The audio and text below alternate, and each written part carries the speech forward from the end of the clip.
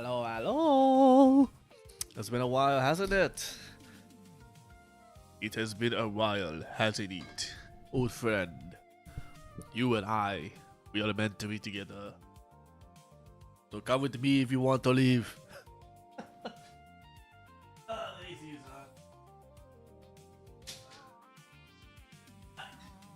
Oh, anyways, hope everyone has a good day, good day, good time, and a good week so far. It is Tuesday. I know I'm a little late. Actually, I'm late. So we're gonna be just cruising and bluesing, you know. And so I have to rework some stuff because apparently the audio wasn't exactly working for whatever reason. Yet somehow the other audio is working. So, anyways, um, wow.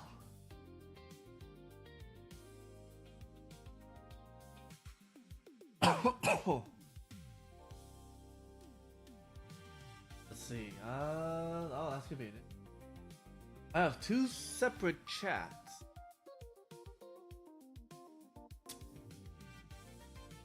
That I can fix. I thought I could be using Nutty's stream thing, but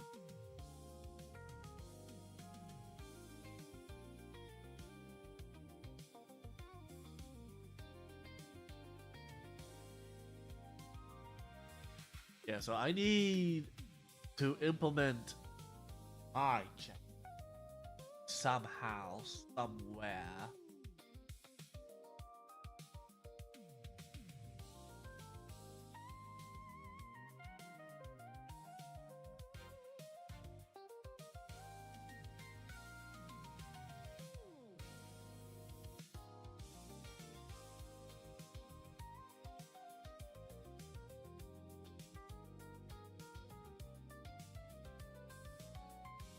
Yeah, customize it.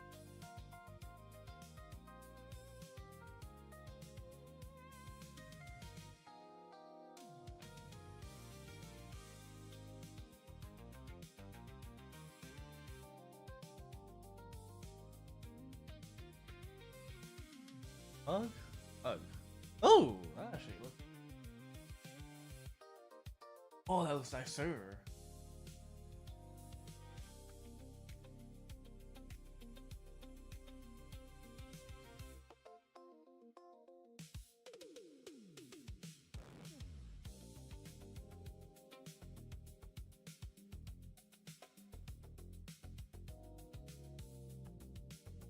While I like the box, no way to.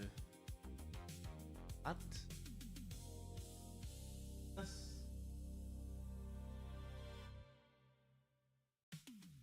Oh. Huh.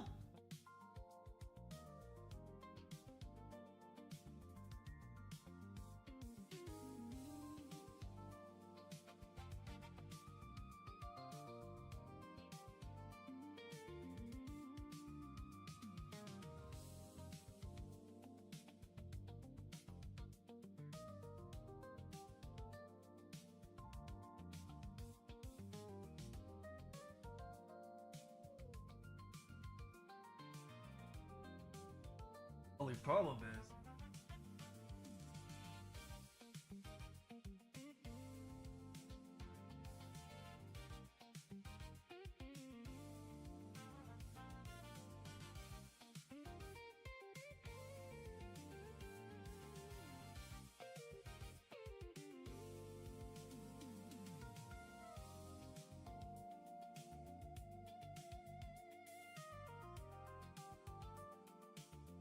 Not that.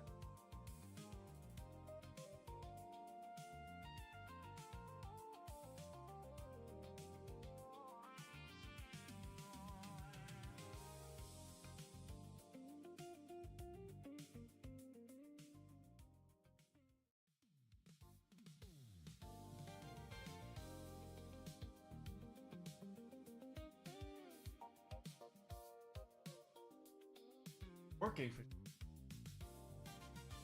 I need the chat to be.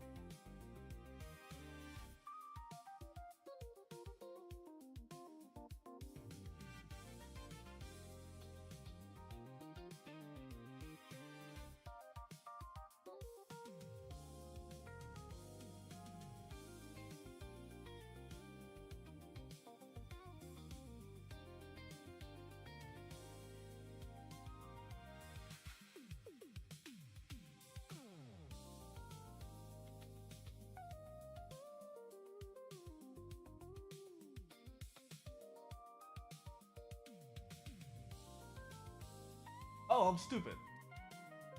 There was a thing for it. Okay.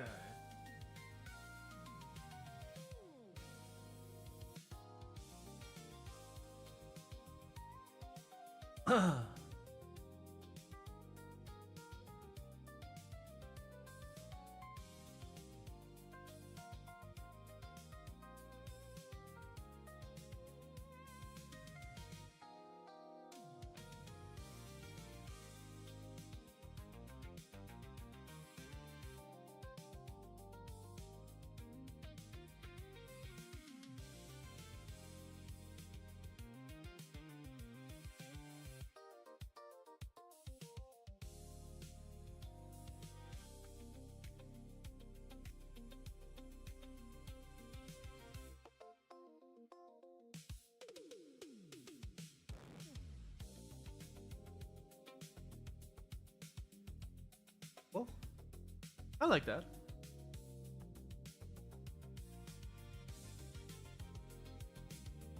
All we do this in oh.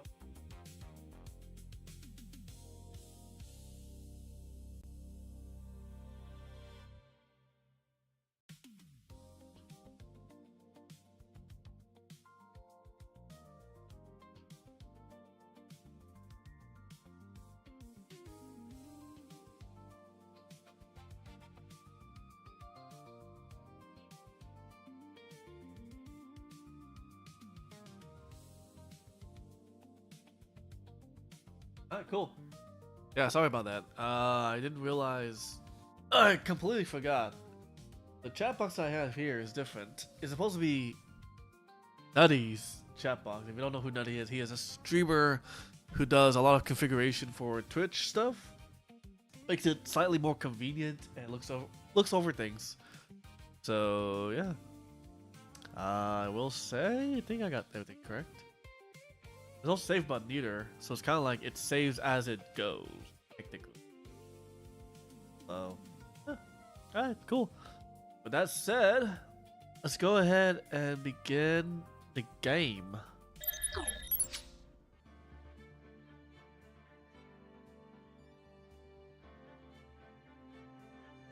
The last we left off. Oh, right.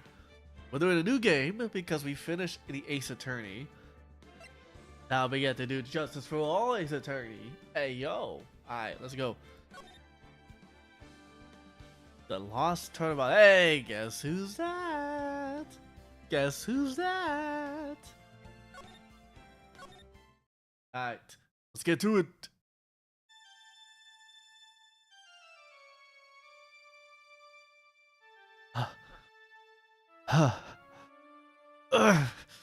How did I get into this mess? That's far enough. You can't run forever, Mr. Phoenix, right?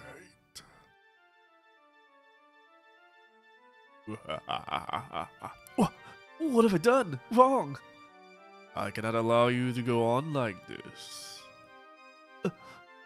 But I'm just a simple defense attorney. Silence! You are no longer worthy of your title. Damn! September 8th, 9:08 a.m. District Court, Defendant Leo Levy number 1.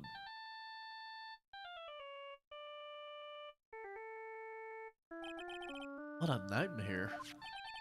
I bet it was this ringtone that caused it. I really shouldn't be dozing off right before a trial starts anyway. Beep. Huh. Looks like they hung up.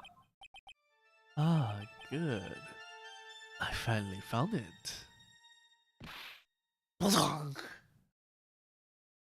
Talk about a close call. I did this to you, but... It's not personal, Mr. Attorney. It definitely is personal. Bonking my head? Could have been like, that's my cell phone.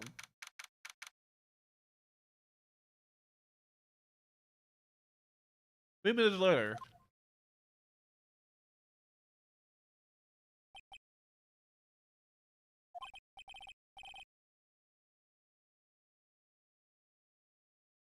Ow, my head, it's throbbing. Why does it feel so foggy in there?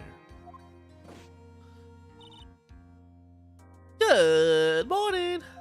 Ah! Good morning. What's wrong? You don't look well. People are at their best first thing in the morning. Where's that fighting spirit? Sorry, but can you please turn the chewiness down? My head sort of hurts. Roger that. Am I in trouble or something? Huh? Trouble? Wait, never mind. You're a policewoman, right? I thought maybe I had done something wrong. What are you talking about? I'm the one in trouble. What? I'm placing my life in your hands today, Mr. Phoenix, right? Life in my hands? You promised me. You said I would. You said you would prove I was not guilty. Not guilty? Just when I thought all hope was lost, when all the other lawyers had laughed me out. Leave it to me, he said. You, the one and only Phoenix Wright, came to save the day. And just like that, I was moved to tears, sir. I'll never forget what you're doing for me, ever. What is this girl blabbing about? Actually, I really love to watch court proceedings, and I always root for you to win. When I'm off duty, I like to come here and... What's wrong? You've been acting really strange, and you keep staring at me. You're making me kind of nervous, sir. Oh, sorry. I'm afraid to ask, but here goes. So, this might sound bad, but who are you? What? Mr. White, how can you say that? How can you do this to the fragile heart of a girl about to go on trial? You're absolutely horrible. No, I mean, I didn't mean it like that. Is this how a defense attorney treats his client, sir? I can't believe it. I can't believe this. No, it's just, I think you have the wrong person. Yes, I'm...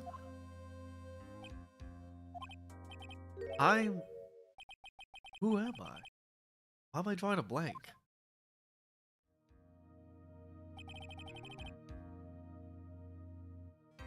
The trial will begin shortly. Will the defendant and a lawyer please proceed to the courtroom immediately? The trial's about to start. I'm counting on you there, okay? I guess I must have amnesia. How could you say you have amnesia? Let's see, what can I piece together? From the sound of things, it's probably safe to say that I'm a defense attorney. That girl, I said I'd prove her not guilty. I can't believe I made such an irresponsible promise. Someone please. Tell me this is just a bad dream. Why do I get the feeling this is one dream I won't be waking up from? Well...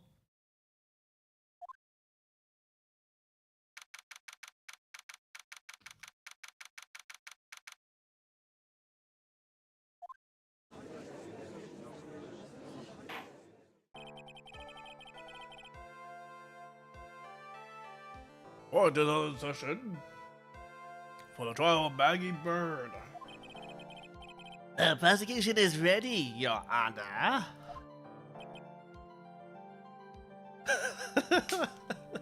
Just the fuck am I doing here? What is it, Mr. Wright?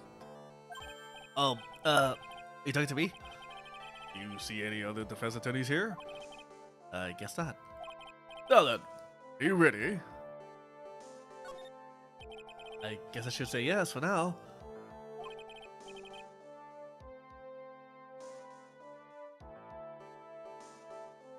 Are you ready, Mr. Ray? Yes, Your Honor. Wait a sec. If her life is in my hands, I should really do the responsible thing. Actually, you see, Your Honor, my memory's kind of... The court will not hear the defense's excuses. Because the defendant is a member of the police, this case is under great scrutiny. Therefore, we must make this trial fair but swift. I believe I have told you this before. I hope you're not telling me you've forgotten. Actually, I have. Mr. Payne, you open the statement, please. Yes, Your Honor. As I'm sure you're well aware, the defendant is accused of killing her lover. What's worse, her lover was a fellow police officer. Policeman? You did what to a policeman? It wasn't me. Besides, Dustin and I, we weren't lovers like that. In any case, the prosecution will prove that the guilty party is none other than the defendant. Very well. Mr. Vane, please call your first witness.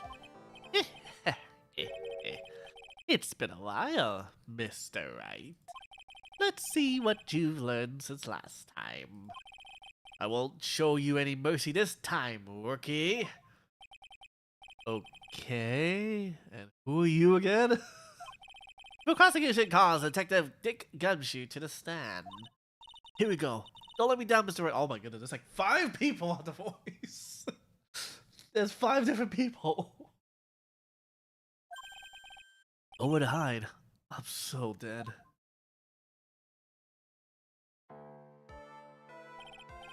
Witness, please state your name and occupation.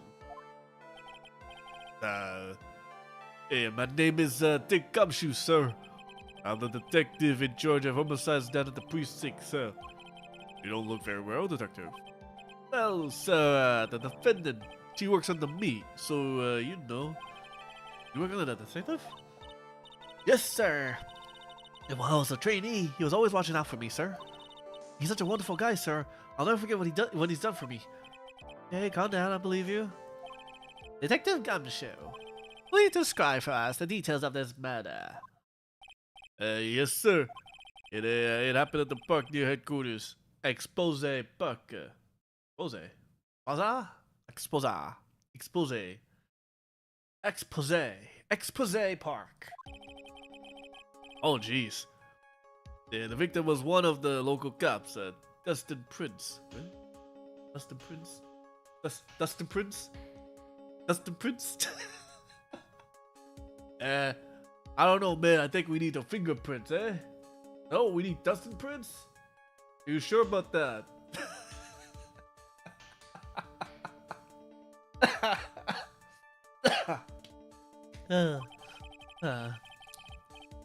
He was pushed down from the benches on the upper path, sir. The landing beat his body up bad and snapped his neck? Hold on. You fall down, you snap your neck?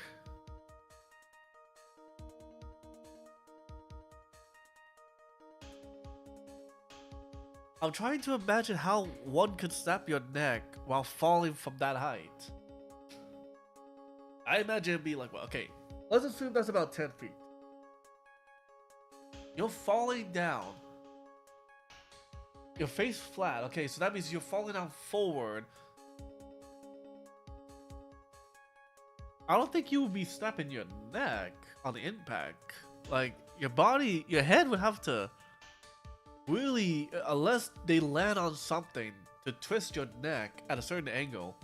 Sure, but even then, it kind of feels weird. Like, you're unlikely to snap your neck. You'll probably, I don't know. It could be 20 feet. I don't know. The details are listed in the report that was distributed yesterday. Yes. This autopsy report, correct? Why do I not remember this? Getting a copy? As everything is order here, the estimated time of death is unusually well documented. And the victim's watch stopped from the impact of the landing, sir. The result of the autopsy confirmed the time of death. If I may, Your Honor, the prosecution would like to submit this photograph. Very well, the court accepts it into evidence. Alright, photo 1. Now then, now record yesterday's preliminary hearing. A very important piece of evidence was brought to our attention. Yes, Your Honor. Yes, sir. Yes. I guess? Mr. Rory, your head on right today. That was a very crucial piece of evidence found under the victim's body. Was there? Have you lost your mind? Yes. Well, actually, it's just nerves. Give me a sec. What? Hey, you talk such an amateur. I thought you were a pro, sir. Alright, sir. I'll help you through this. At a time like this, maybe you ought to take a glance at the court record. Court record? Yep. If about evidence and people involved with this case are all is there, sir. You can look at the court record by pressing tab. Tab, huh? You really know what you're talking about, don't you? Maybe you're the defense attorney. It's too bad I'm cop, right? Just think, I could totally be a legal aid legal aid instead. Right? Yes, Your Honor. Court is in session. Save your chit-chat for later. Sorry, Your Honor. Well, I guess I better check the court record and see what I can find. Do this. So we have a badge. We have a phone. We have the autopsy. We have a broken glasses, and we have what seems to be dead body. Ah, gee, death message. Always the death message, eh? Alright, Maggie Bird is 22. Hey, yo. Let's go. Dustin Princess 30. Oh, fuck. Oh, 8 years. Damn. Damn. Okay, Winston Payne, 53. Okay, cool. Big Gumshoe, 31. Even worse. But you know what? I love is just age is just but a number. It's like, you know.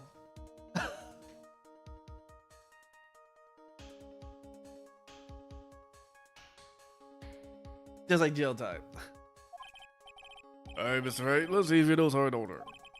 What was the piece of evidence found underneath the victim's body? A wallet.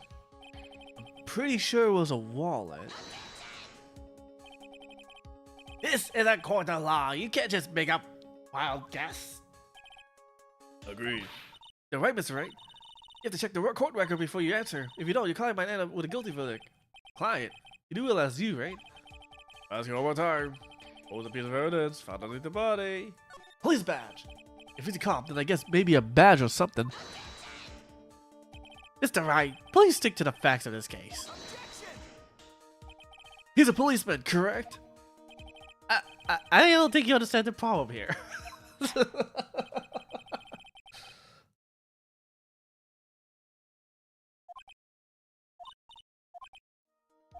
Alright,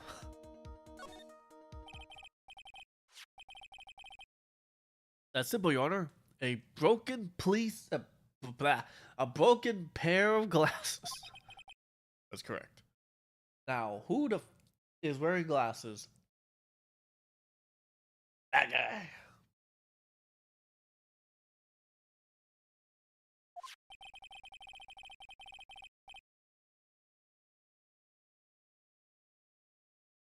The victim grabbed his killer's glasses as he was being shoved, sir.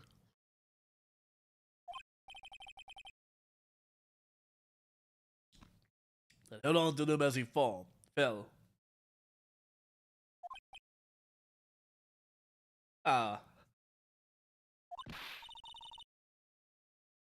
Hey, why give me the evil eye?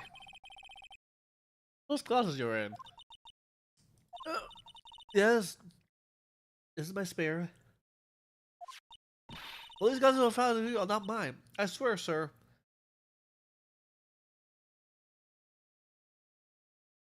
You know, you would think there'd be an easier way to identify glasses. Because rule of thumb is they had to be prescribed to a doctor.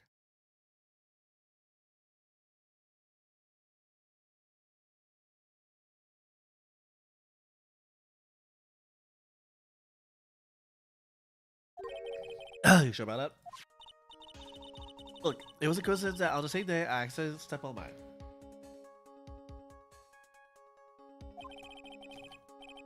Coincidence, she says. Ugh. Your Honor, I have further evidence to present. Oh? You have more? Today's evidence is very decisive. Ah, jeez. Decisive. Oh, jeez. What can it possibly be? I don't know. Let's hear one more witness about this evidence.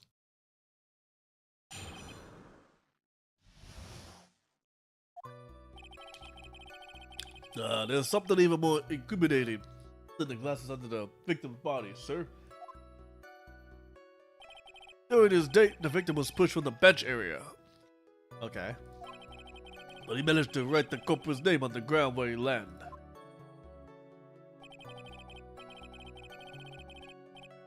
I like it clear, sir, but I like saying it, but it was clearly the defendant's name, Maggie, sir. This piece of evidence in the glasses is hard not to say she's the culprit. Aha.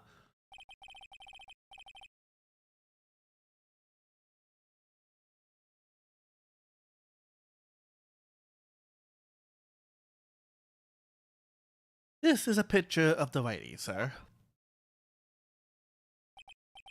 Alright, this is... Yes, I can see her name is clearly written here. How would you like to submit this picture? Good. The court accepts it into evidence. As if the glasses alone didn't make you look suspicious. The victim even wrote your name clear as day on the ground. I already told you. Those glasses aren't mine. How do you explain his dying message? It's a conspiracy. I'm not guilty, sir. Is there any man cross-examine a witness? Cross-examine? This is it. I'm counting on you.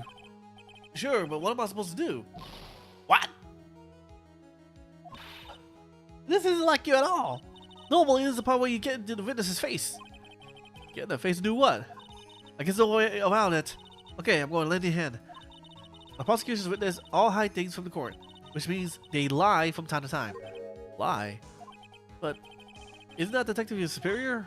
Well, even if they don't mean to lie, sometimes people just remember things wrong. The detective, he does sort of look like a scatterbrain. Oh no! Yeah, what you call me, pal? Doesn't matter. Anyway, it's bad for us, sir. That's why when you question witnesses, you have to find and expose their lies. Alright then. Mr. White, you cross-examination, please. Yes, Your Honor.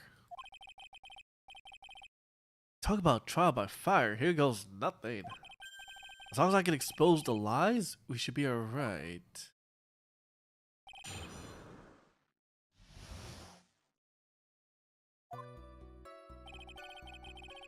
There's something even more incriminating. About those glasses, do you have any proof that those belong to my client? Well, this is for nearsightedness and almost the same straight as hers. Even the frame looks kinda like the one she's wearing in her ID, pal. What should I do now? Continue pressing. Hold it. Almost and kinda are not good enough in a case like this. Do you have a more definitive proof? Is there something that clearly links the defendant with those glasses? The third and seventh without any trace of fingerprints or anything else. So what are you saying, detective? Is that you have none that proves that those glasses are my client's? Something like that. What? I see. So there was no proof. Wow, that was amazing. I could totally feel it down in my gut. During his day, the victim was pushed from the bench area. Are you sure he was pushed and that's how he fell? Yeah, pal, if you look at the wounds on the victim's body, there's no way it was anything else. Let's continue with your testimony, detective. Anyway, the victim fell pretty far. Okay, it's pretty far. He managed to write the name. Wait, whoa. The culprit's name? Yeah, I was surprised too.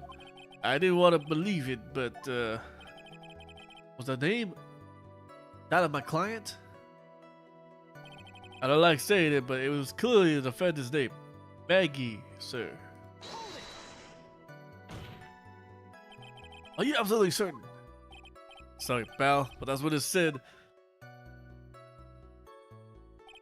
Here's a picture of it. No matter which way you look, it still says Maggie. Got a point. Hey, hold on. Huh? Don't harm me. I know the picture says Maggie, but now she mentions it, something does feel kind of off about this picture. that's how you find your contradiction. Now hurry up and press some evidence. So that's what spawning a contradiction feels like. Better check the court record again. With this piece of evidence and the glasses, you are certain that it was the victim who wrote the name on the ground. There were scratches on his fingers from the rough sand. There were grains of sand stuck under his pointer finger. Nail. So it seems that the name was written by the victim himself. That didn't go well. The writer really was the victim himself, and we were in a lot of trouble. Don't give up. Keep the fighting spirit going. I'm glad you're all pumped up, but I really want to see your special move, sir. What? You always look so cool when you present evidence. Present evidence? Actually, I was just thinking about that. Yes, the great Phoenix Wright is back. Oh, that's right. Huh? I heard that lately you can present not only evidence, but people's profile as well. It sure makes things a bit more complicated, so be careful, sir. People's profiles, huh? Alright, let's give this another try.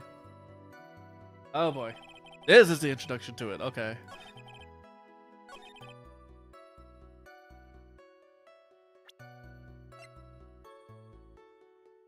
Okay, well. Who died? Hey, yo, what's up, friend? What's up, friend? Who died? Well, we got a special introduction to a new mechanic. Not only can we present evidence, we are now able to present profiles. All new chat box? Yeah. So I am using Restream because I realized YouTube chat can be inside Twitch chat, and Twitch chat can be in YouTube chat, etc. So I think it'd be easier if I have both sides. They can communicate with each other. And so yes, this is the new game. We are now in Justice 4. We are finally in the second game. So we have our new victim. We have our new we have our new person, Maggie Bird. She is the supposed culprit of a murder case, because she was seen dating this guy who is absolutely too old for her. But he is the one who is dead, and she is our client.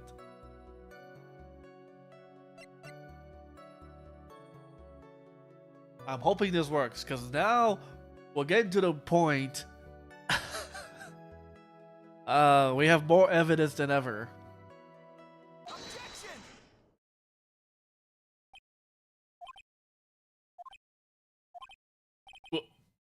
What is it? Oh, we also have amnesia. I forgot to say that. Oh, yeah, we have amnesia. What come over me? Without thinking, I just blew out an objection. I yelled at the top of my lungs, figure out stretch, ready to take out my opponent. This is what it feels like to be an ace attorney.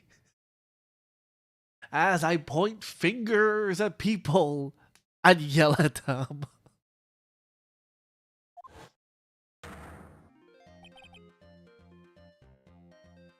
On a rush.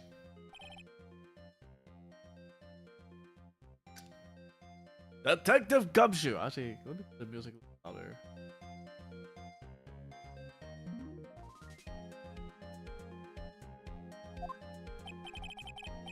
You talking to me, pal? Please say the defendant's name for me. What are you trying to prove with this futile exercise, Mr. Wright? You see, this is a very crucial line of questioning. Actually, Mr. Payne, you can answer. The defendant's name, if you please. Where is this ridiculous question coming from? The defendant's name is Maggie Bird. I think someone needs to check the court record. What? It says right here that it's Maggie Bird. Ah! It looks like the bird caught the cat napping. What's going on here?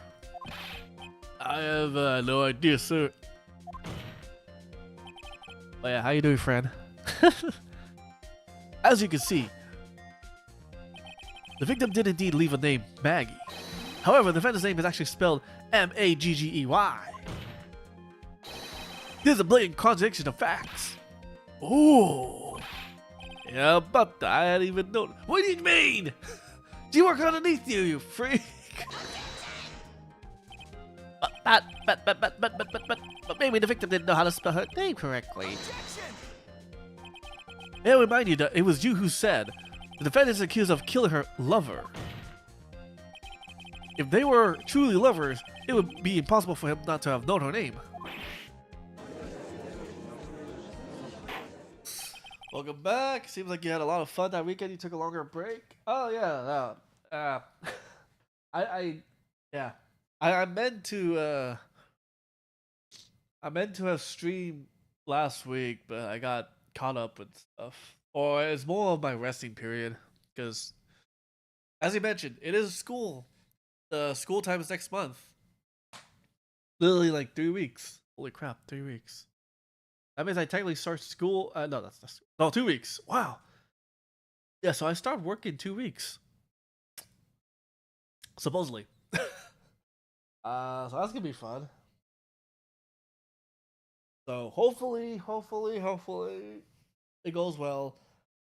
That just means I have to sleep earlier, so I can't really stay up to play games as much. Or I can't, just have to be careful, basically. And yeah, stream will probably be more in the evening time at that point. So I kind of have to see how that goes. Mr. Payne? Yes, Your Honor. Are you absolutely certain that the defendant and the victim, Dustin Prince, were in fact lovers? Well, yes, I'm quite certain, Your Honor. They were a well-known couple in the police force. Anything else, you? Please testify for the court the relationship between the victim and the defendant. Yes, sir. I don't care about the relationship. I don't care who the fuck killed her. The Officer Prince said Officer Bird had been going out for about half a year. Sounded like they were even talking about marriage. Damn! 6 months? Half a year?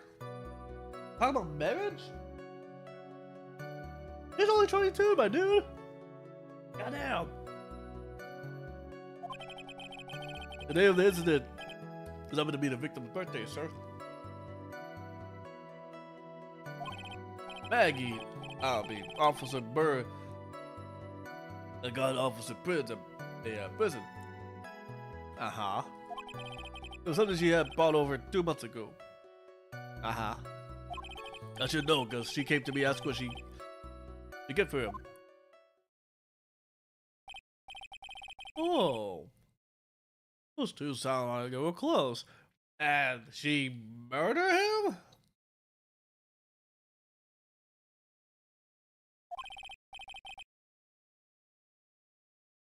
Nevertheless, tragedy struck. Yes, I see. The causes have been the witness, Mr. Wright.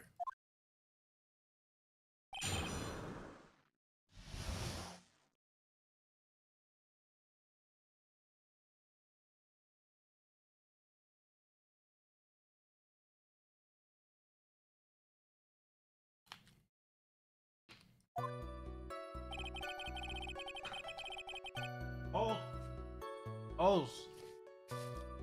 Ah.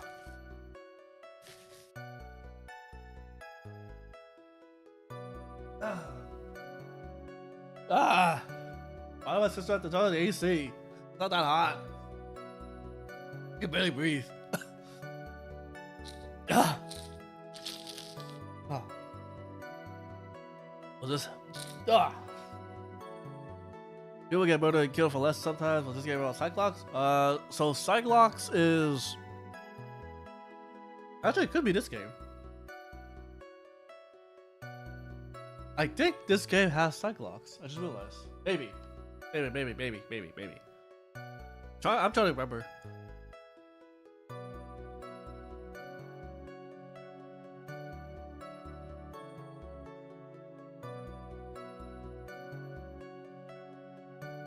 I know the third game heavily has Cyclops. This game, I forgot what the gimmick was. It could be Cyclops, but might be a later point. Oh, wait. Hey! Go back! There we go. Yes, as mentioned, because it's on YouTube as well, if we finish this case early, we actually will transition. We're not gonna go to case 2 yet. We will transition to Final Fantasy 11. Whoa! Whoa! So, this will give you guys a good look of what the game is, how the game was and is, and for the most case, how different the vibe will be. So, I have been locked. I'll say this right now. I have been locked on to Final Fantasy 11 more so than 14. And I don't know if it's because of my exposure to modern MMO versus, yeah.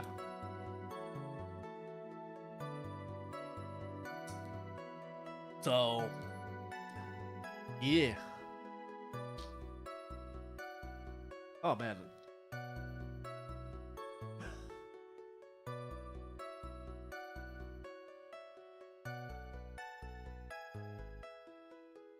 I pay for the game. I was very convinced to actually cancel 14 in exchange for 11. I can't switch the games per se, or I can't switch the payment. I have to make a new payment. But I was thinking to cancel the game, the 14, to play 11. That's how adamant I was.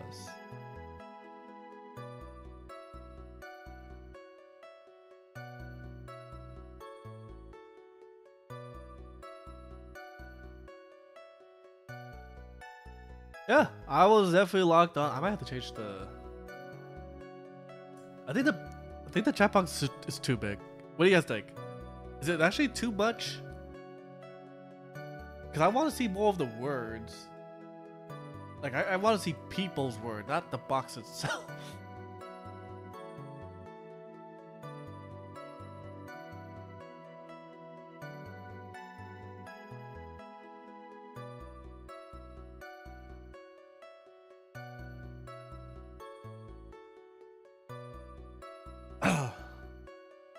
But yeah, so I wanted to essentially just, I wanted to look into it more, and I realized that, yeah, ooh, I like this.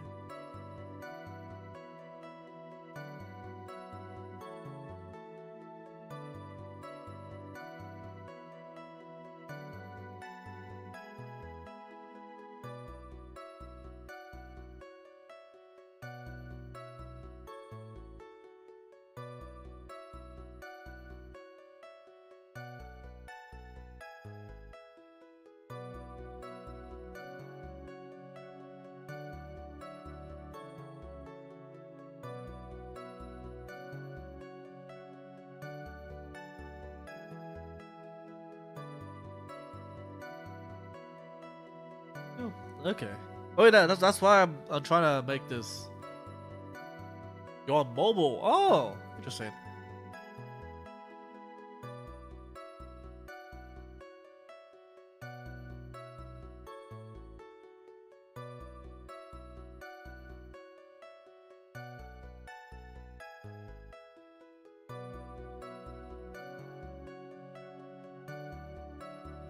Yeah, I'm trying to have it so that the words will be slightly big, but also be able to be readable on stream. Not particularly for my sake, but I guess just for any purposes of things. So I'm gonna go ahead. Why does it still give me that? I don't need that box.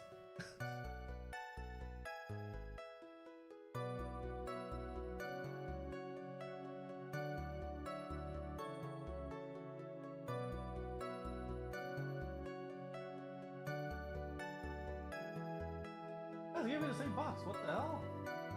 I didn't ask for this box. Okay.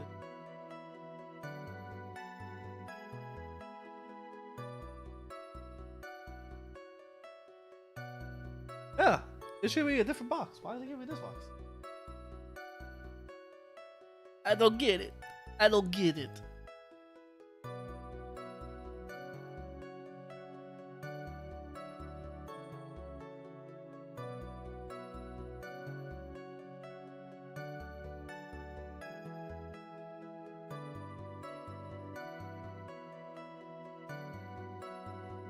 Testing.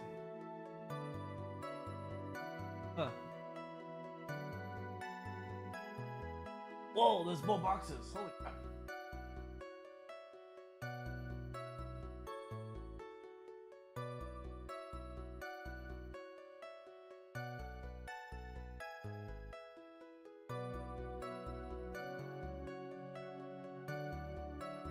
Yeah, it's actually not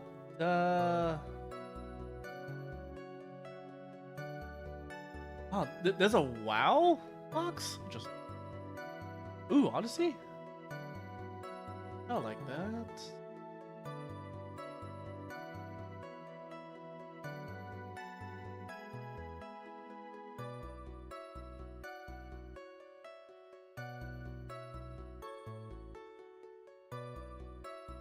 Yeah, the thing what I don't like with Restream's chat, there's no, what's the word?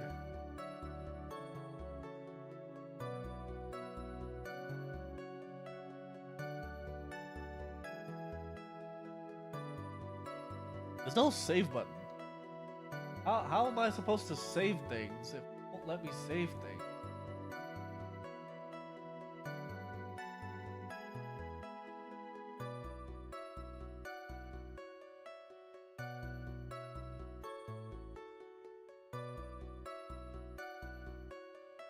Ooh, okay, I like this one better.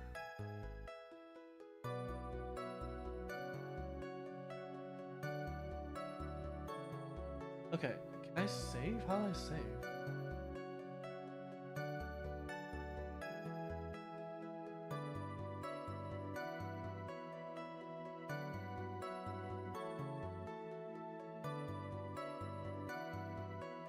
There we go. I have to refresh it. Okay.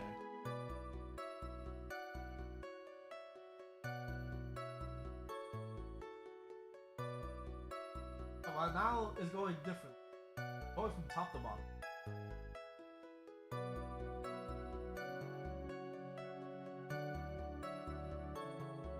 If I do bottom.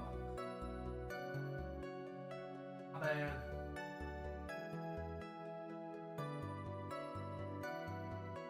Precious bad boy.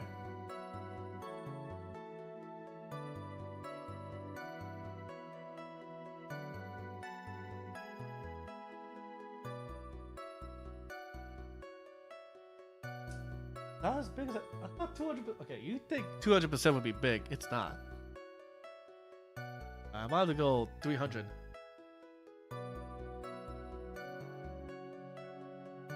I apologize.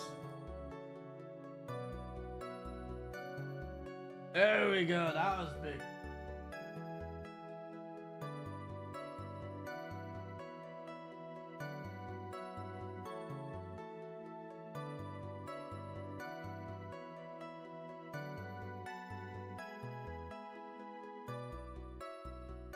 Cool. Hey.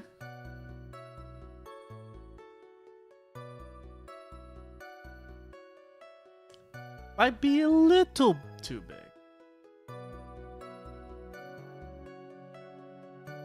That's actually good. I like it. I'll save this for now.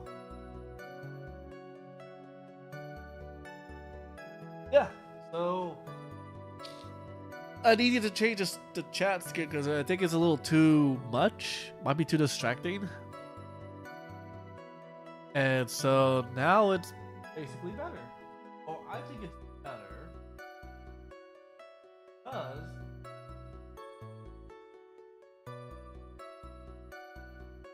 not too.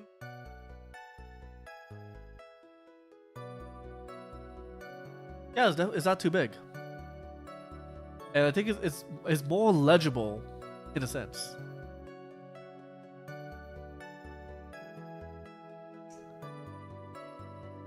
Or at least the messages are a little bit more legible.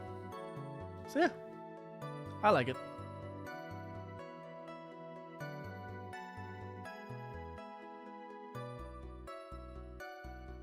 Alright, back to the game. How do you know about this? Every year in March we have a training camp for his cops. Officer Bird was a rookie at the top, and she and Officer Prince seemed to hit it off. They got close, I take it. Actually, I was supposed to go too, but I couldn't pay the deposit for the trip, so I didn't. If only I'd gone on that trip. What is it? Oh, nothing, sir. Really? Anyways, we all know this. He loves Bird. He has a crush on Maggie. It sounds like they were even talking about marriage.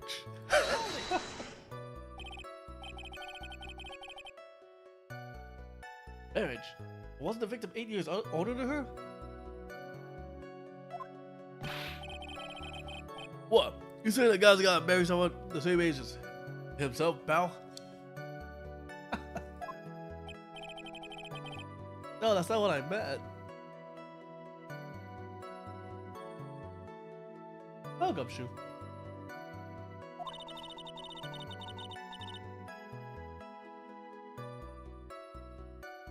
I think Gumshoe and Dustin were only a year apart, you know?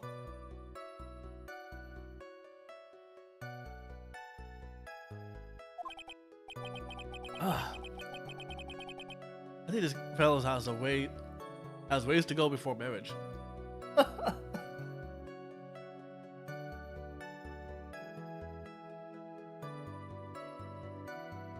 Even with amnesia, I'm still a funny guy. Mind your own business, pal.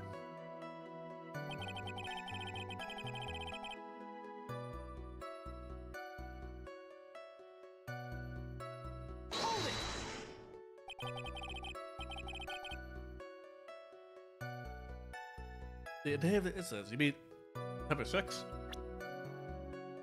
Whoa! Hey. Victim, Officer Princess, just got off duty at 5:30 p.m. that day.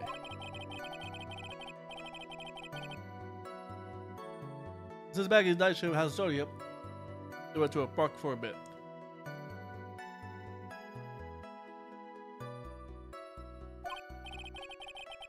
I remember when I was young and in love. Oh, it was a jolly time. That's great, Your Honor. I'm glad you're such a cheerful old man. Maggie, let me Officer Bird. I got Prince a present.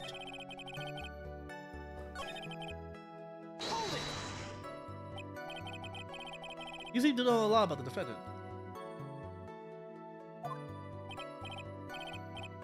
That's because, boss, I gotta watch out for my subordinates. But even what she was going to give as a present, is that going a bit too far? Hey, pal, watch what you say. I know everything that happens on the beat. If someone so much as scratches there, I really don't need to know that much. Mr. Wright, please refrain from badgering the witness. I agree. Even if this witness has a crush on the defendant, that should not be the point of discussion at this point. Even the judge knows. I'm sure you know what. You can't hide it. Hey, wait a second. Why are we talking about this? It's all your fault, pal. You're guilty, guilty, guilty. I should have you arrested. I think the good detective is about done here.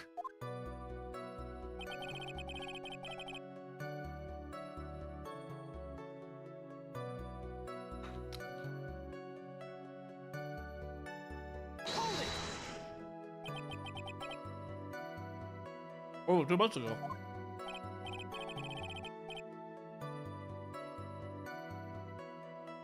This is a very considerate woman, pal. So what was this birthday present? You got me a glove. Glove? Hattie, we all know what men want.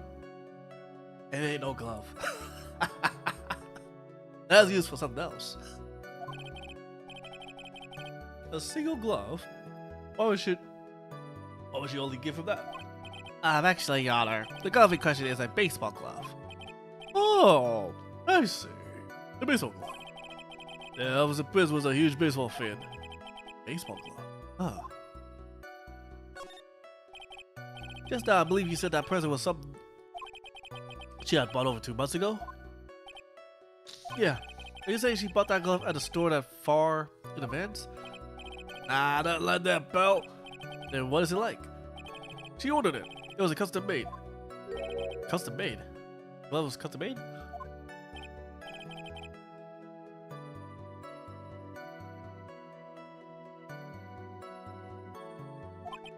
Oh. Your Honor.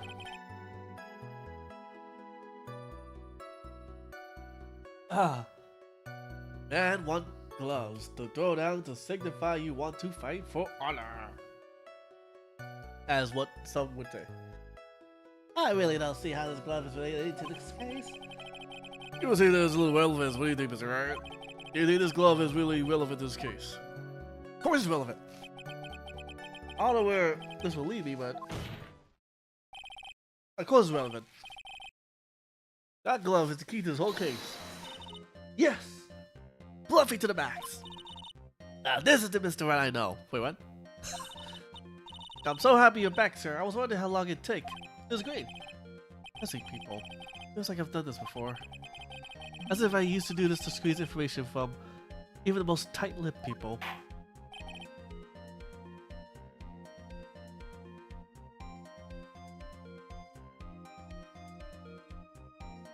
Very well. If you're not convinced, then let's hear some more about the matter. Yeah, actually, I brought the glove with me today. And? Why didn't you say so earlier? Hurry and show the glove to the court. I didn't think it had anything to do with this case. Anyway, this is it, sir. What the fuck? Why is it that color? Funny yellow, isn't it? Why does it look like a pair of bananas? Officer Prince really liked the color yellow. And that's why you had to special order it? Yep, that's right. And what other reason? I think this court has heard enough. It is clear the defendant and the victim and the defendant were really involved with each other. Yes, that's correct, Your Honor. Now, if that is true, it brings up an important question. Was the name Maggie really written by the victim? I see your point, Your Honor.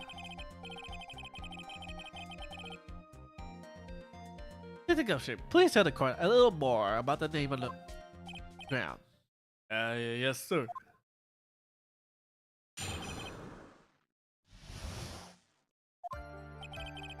We first looked into the handwriting. Unfortunately, we couldn't confirm that it was the victim's handwriting. Next, we checked the victim's pointer finger. We found there was sand trapped underneath the victim's fingernail. There were also scratches on the skin that was caused by him right on the ground. From this, we could confirm that the victim wrote this name with his right hand. Ooh. Yes, a perfectly logical conclusion. Bullshit. Now that is right. You may cross examine the witness. Thank you, Your Honor. Cross-examination. We first look into the handwriting. But can you really determine handwriting based on a A sample written in sand? That's why amateurs are amateurs. Not a bunch of simpletons, pal. Scientific investigation in this country is actually pretty good. I believe it's time to get back to the real point. Agreed, Your Honor. So what was the result of the investigation? Fortunately, we could confirm that it was the victim's handwriting.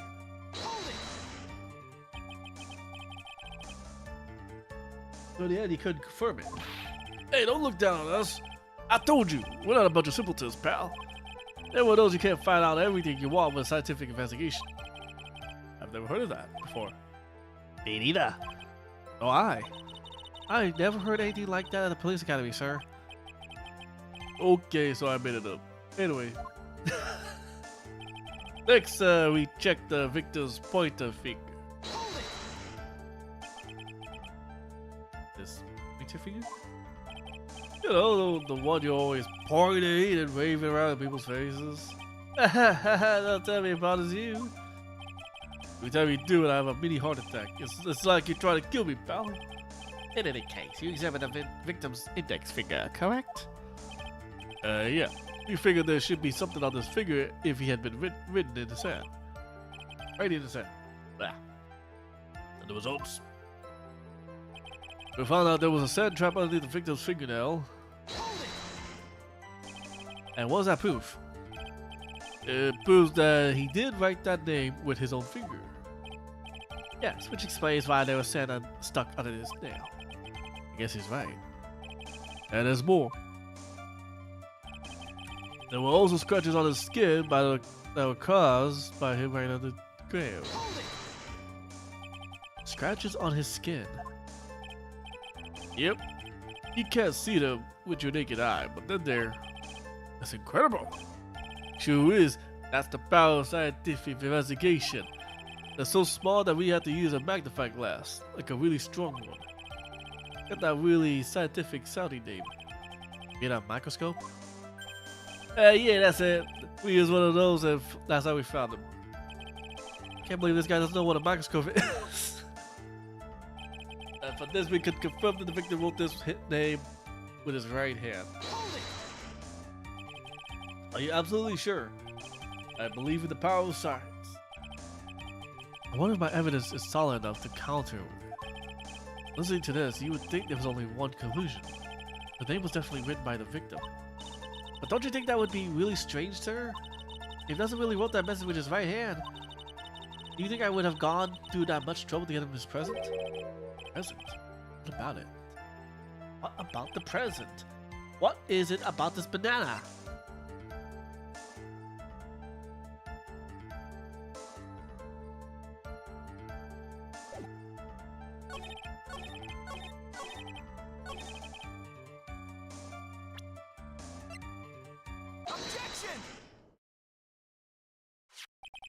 Is that a gumshoe? Take a look at this. Yeah, that's the glove, right? Can you tell the court what is so special about this glove? Special, never really thought about it, but it's really yellow. And that's about it. Yes, it's really yellow, but that is only one of its qualities. Huh? There's another reason why it's special.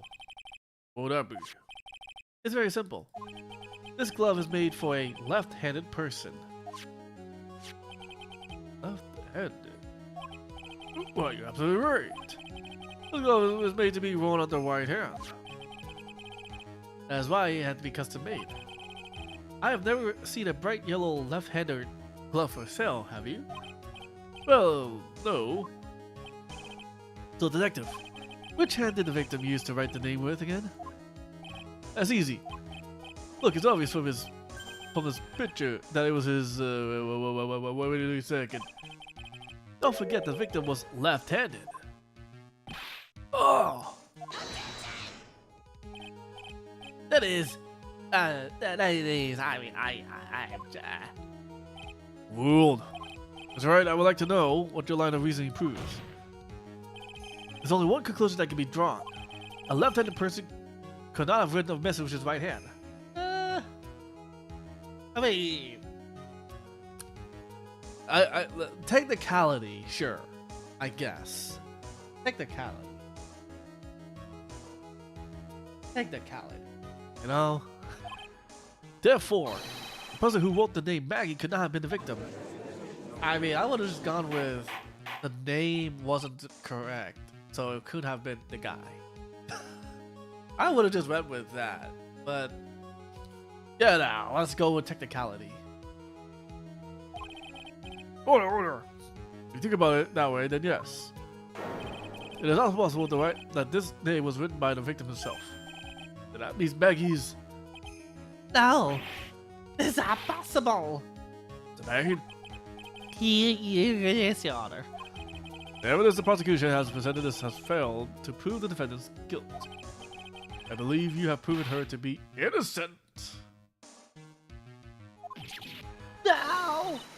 You did it, Mr. Wright. Whew, I feel like I can breathe again. It seems that we have reached the conclusion. You did a fine job once again, Mr. Wright. Your Honor? Oh, well, thank you, sir. You got complimented by the judge again. You're really good. And that's why I can't give up being a lawyer, sir. You joking? I'm more than ready to retire. Well, that's my verdict. This court finds the defendant Maggie Bird. No, not yet. I mean, please give me a few more minutes, Your Honor. What's a minute on this, Mr. Payne? The prosecution is not finished yet. What do you mean? We would like to call our next witness to the stand. What? And what did this witness witness? The moment the victim was pushed to his death. What's more, he saw the very face of the culprit. What the heck?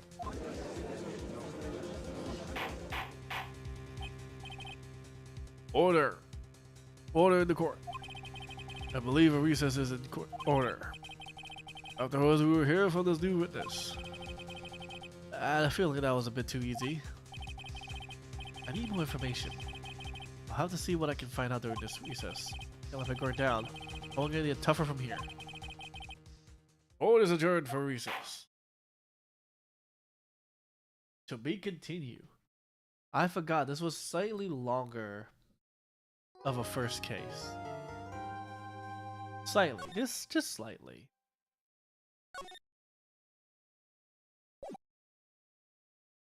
Yes, banana glove. Banana. Banana.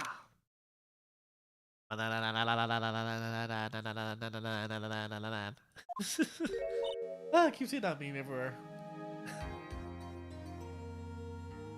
Banana.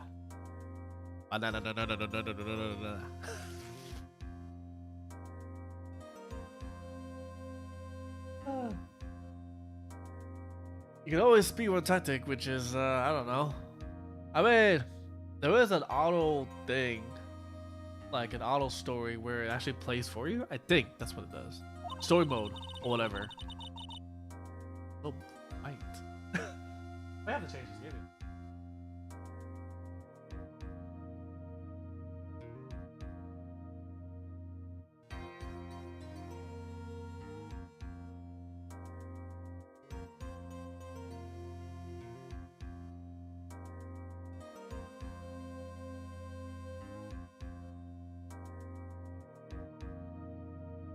There we go. Slightly better. I'm not a fan of using a box. If it's easier to read, then might as well. Because a lot of games I play will have like, yeah, a lot of white background. I don't like. Oh, light. Is it light or white? Light. If I put it right here, if I put it on this side, like, yeah, obviously it's gonna be better because you have already this. If I put it right here, it'd be the same as putting it over here. So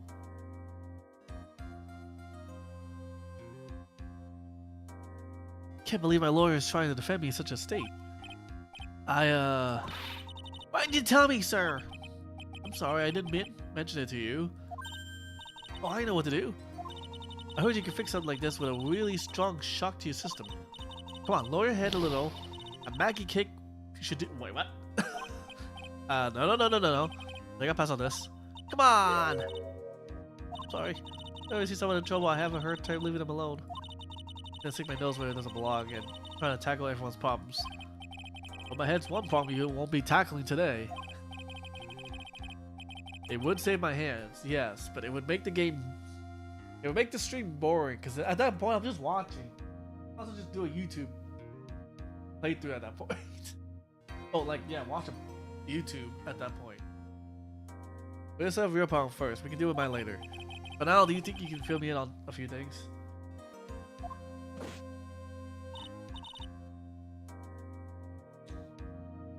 Like on top? I mean, yeah. I mean, that's what I kind of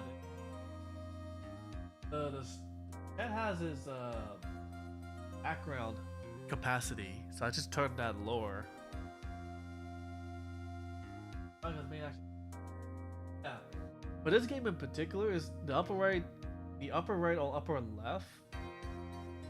It's like on and off, but upper right seems to be highly better, in my opinion. I guess we'll start with my name and then I can tell you about me. No, that's okay, really. I think I know you and your name pretty well by now. I was wondering if you could help me figure out a few things about myself. So my name is Phoenix Wright. This is serious, you really don't remember? I'll tell you what, sir. You can have this back and maybe it'll help. This is great. I got this from you. It's my most prized possession. Ah, look at that. My most prized possession. You can borrow it for now, but please give it back, okay? Okay. Some numbers written on the back. Oh, that's your cell phone number. Guess for now we should start talking about me.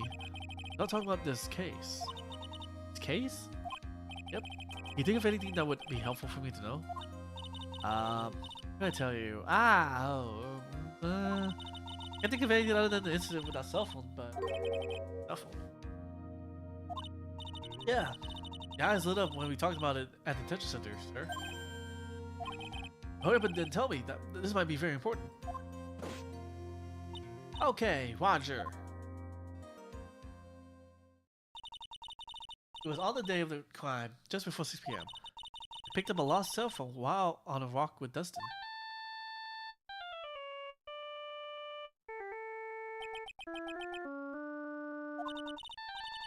All of a sudden, the phone began to ring.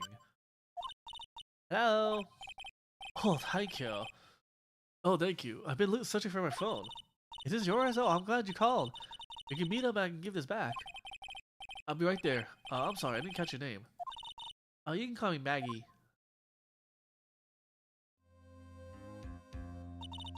We agreed to meet at 6 p.m.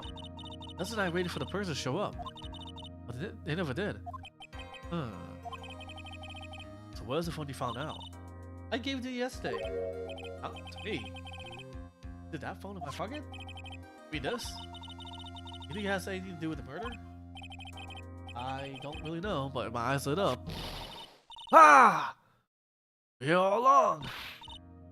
You're so mean. I called you a million times and you wouldn't pick up. He's back! He's back!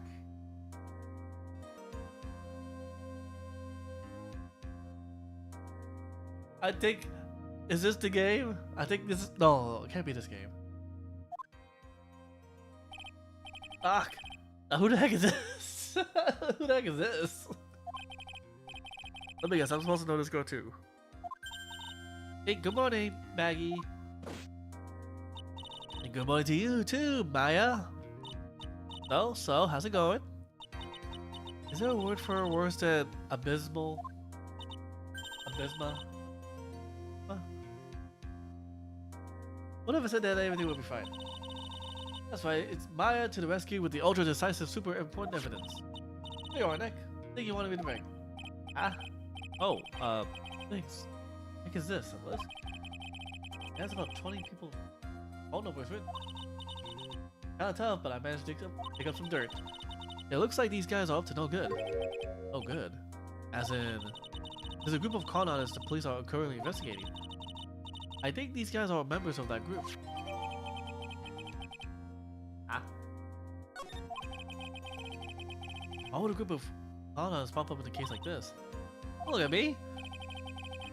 And where'd you get this list from the first place? What? Don't you remember, Nick? You're the one who asked me to look this up yesterday. Oh, is that right? These numbers were in the memory of the phone Maggie found. Ah, that's where they're from. You're awfully forgetful these days, Nick. I hope I never get to be a forgetful old prune like you. Maya? Actually, Mr. Wright is... Hey, Mr. Wright. Reason is not over. Please bring the defendant and return to the courtroom immediately. Oh, oops. Guess you have to get going. We can talk about you being old later, Nick. Wish us luck. I guess I have all the pieces now. More or less.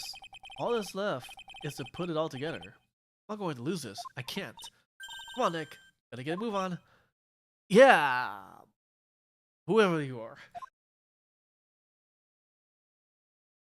Dude, imagine being known as a lawyer who lost his memory and still win.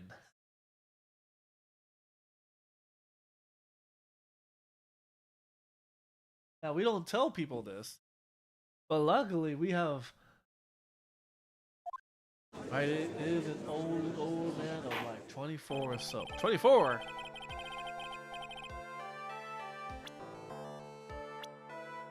Ah, damn. We don't know the age of Maya. Okay. I'm pretty sure we're like...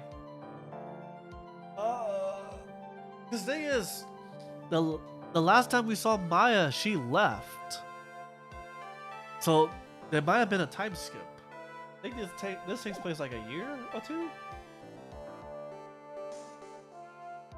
Maybe? Yes, Your Honor. But before I do, if I may say a few words. What is it, Mr. Bird? It's about the next witness. He has a tendency to say things that rub people the wrong way, you see. So I asked that the court might be a little lenient on... There's no need to give a preface. Just hurry up and call your witness, please. No words for you. No words for me. Also, as I go lazy. Hi. Yes, Your Honor. The prosecution calls its next witness. A drifter who was taking a walk in the park on the day of the murder. Oh, jeez. Guilty. Guilty as all hell. Please state your name for the court, witness. That voice is... Hi. Oh, hi. Oh, hi. Oh, well. As I work, I respond slow. Yep. You're working evening-ish times, right? So... Man. How does that feel? Compared to, like, daytime.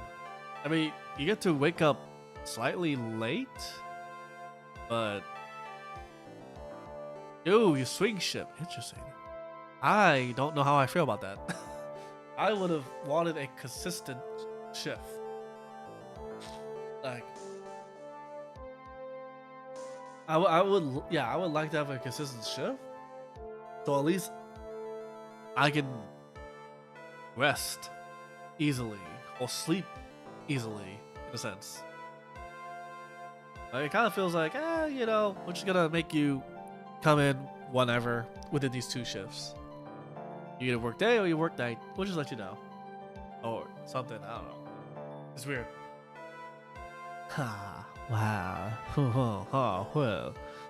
Well, before I do, I'd like to clarify a little something. Oh, alright, go ahead. Just now, you introduced my wonderful self to the court, correct?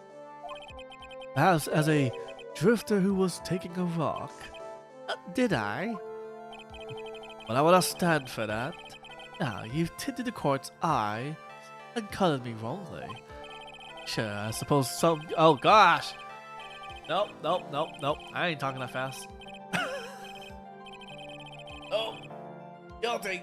This guy is guilty. This guy is guilty. He talks too fast.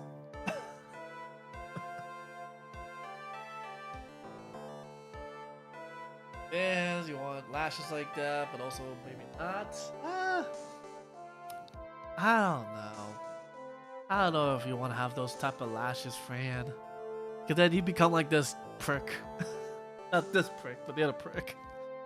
Yes, yes, I understand. I'm very sorry. I will be more careful from now on. How fast to Squib use your inner Asian voice? I'm Chinese. We all know Chinese. Sometimes I don't know about Korean. No.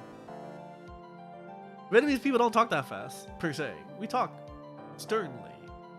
We don't talk fast. The Chinese people talk fast. Okay? You see all those kung fu movies? You don't watch them because of the story. You watch it because of the fight scenes. What is he, a human chatterbox? Ugh. I have to question him? Whoosh, whoosh, whoosh. Fashion, cars, women, glasses, and of course university. First rate only need apply. Wait, glasses? Wait, hold on. Fashion, cars, women, I understand. The fuck you mean glasses? Oh. Glasses. So yes, that's what I'm saying. What do you want wearing glasses? Now ads? Oh man. I mean, I do appreciate you guys staying for the ads. I know not everyone likes ads, but I do appreciate little by little of like the ads. Actually, I appreciate it more if the ads play on the top of the chat, but you still see my stream. I think I appreciate that a little bit more, because at least then it's like you don't miss out on the gameplay of a streamer, and you still get the ads. So why not just do both, you know? YouTube, learn, please. Or just have the ads shorter, like 10-second ads, 30 seconds ad, and then done. Oh, why does it gotta be like a minute? Why do I want to know about food for a minute? That's enough. Get a witness. Oh, is that how you want to play this? Use your power and influence to keep the young people down. I see how you work now. You old people and your dirty tricks. You thought you had me, but you thought wrong. I'm sorry, it won't happen again. Oh man. Oh, okay. At least my ads are shorter. I don't know. I think I may need to fix the ad stuff, but it'll be fine. Not like it's 3 minutes. So Fred got AI, Lazy got Applebee's. That's saying a lot. 2 different things. That means Lazy was probably searching up food stuff that Applebee's may have. And Fran probably is watching a lot of AI stuff. Hi, I forgive you. Alright, I suppose I could tell you my name. I'm Richard Wellington, the Drifter Vertosoul, with a PhD in drifting, as it were. If you wanted to, you could call me a university student in transit. Transit. We're watching anti-AI stuff? I mean, that's probably why. You're watching something that's... I mean, it's still AI related, so... Haven't Googled food since like 2 weeks ago? Then you probably either Googled bees or apples. I don't know what you do with your time, sir, but you probably Googled something that's bee related or apple related. Ahem. Mr. Wellington, on the day of the murder, you were taking a strolling through the park, right? It would appear that you are attached to that road. If you must, then by all means. But I remind you that I am in no way of a prepubescent subboy out on a walk with. Anyway, please testify to this court what you saw during your walk to the park. Let's see. Say it again. Taking a walk. You know, you. What you witness will do, Mr. Wilton. Shut the fuck up. Justify them. Well, I was at the park all afternoon, deep in my thought about my life situation. I don't remember the time all that well, but I do believe it was past 6 p.m. All of a sudden, a police officer falls from above right in front of my eyes. When I thought, I looked up, and there I met the eyes of a charming young lady. Of course, I remember her sweet face. It was that of the pretty defendant there. Wait, how old are you? Oh, 22. Ah.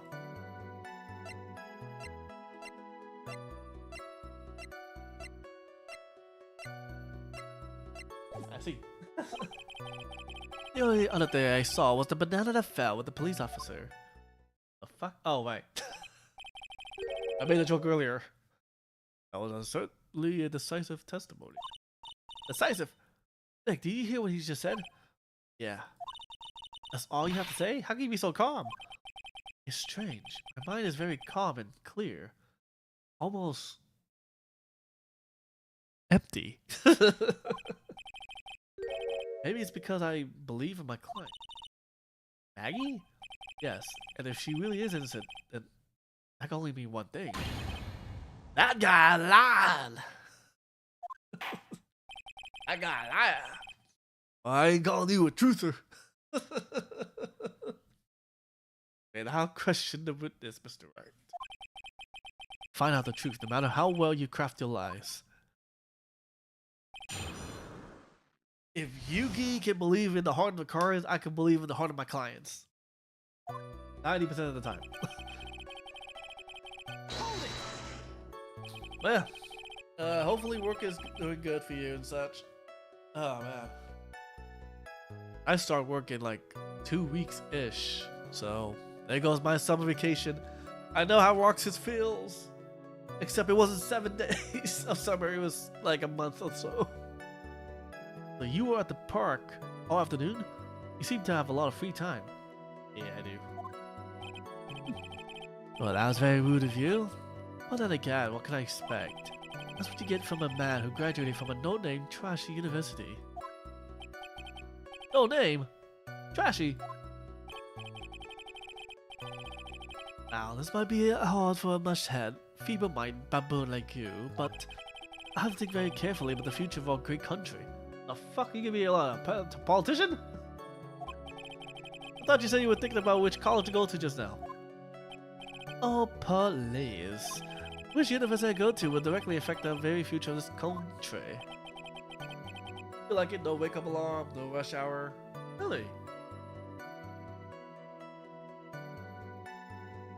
He's gotta drive back in pitch dark? I mean, true. But at least he has a little more option. Like, he's on the way back home. Maybe he wants to grab like a little dinner or so. At least he doesn't go out to dinner per se. He comes home with dinner. If he wants to. I would do something like that if I know I have no food. And I get off of work. That arrogant little snot. Oh, my nose, man.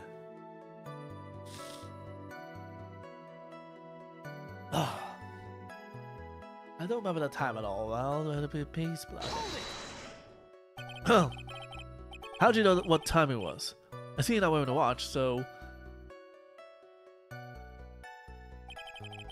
Is that the best you can do? Do you think you could discredit me like that? You're just a third-rate biased fool. I guess I can't expect real smart from you. Ah, this arrogance is really intolerable. What should I do now? Sorry. Answer the question. How do you know what time it was? Also, you can do all your appointments in the day and shopping without the rush. That is also true. It does suck when you have appointments. They put it usually within the time that you work. Not like afterward.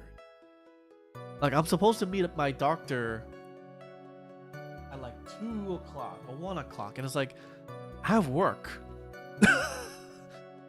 What do you mean I can't make another appointment? I have work.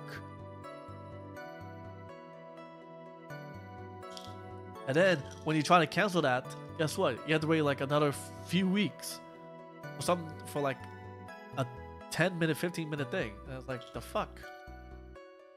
I'm losing money just to be here for 5 minutes. You know what I mean? Just so that you guys can make money off of me. So, it's one way or another.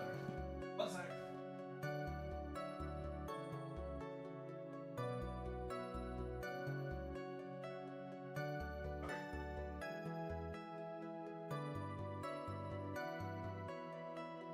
They also want to get off work too? I mean, true. But make it a little bit. How about close later, if anything?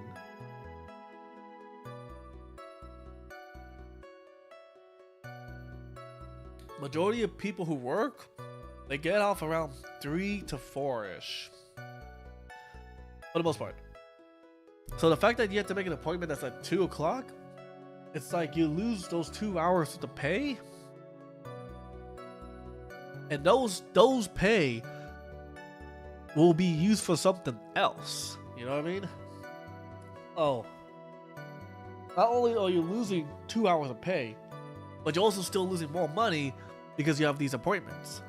I know these doctors. They ain't free. This ain't Canada. You don't get health. You know, there's no free healthcare. Every time you go in, it's money. And it's stupid. Like, bruh. How do you guys make money if we come here once? This is why I don't go to doctors as much.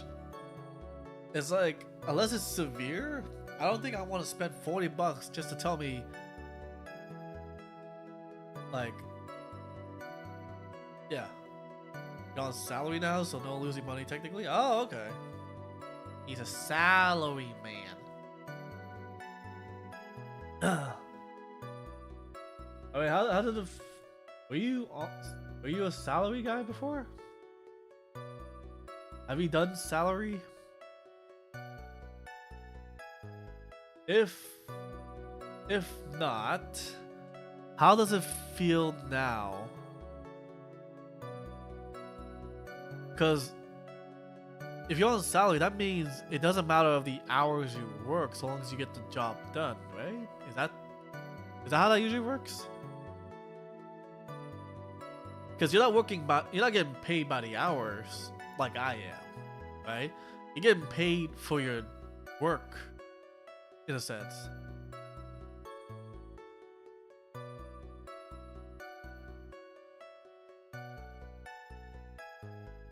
I mean, I've never done salary jobs, so I wouldn't know.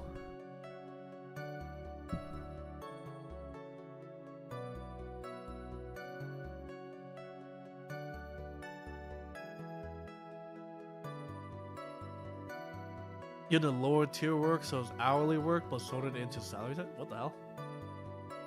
So, you still have to do hourly stuff, but your pay is within salaries. So, interesting. Okay. Interesting.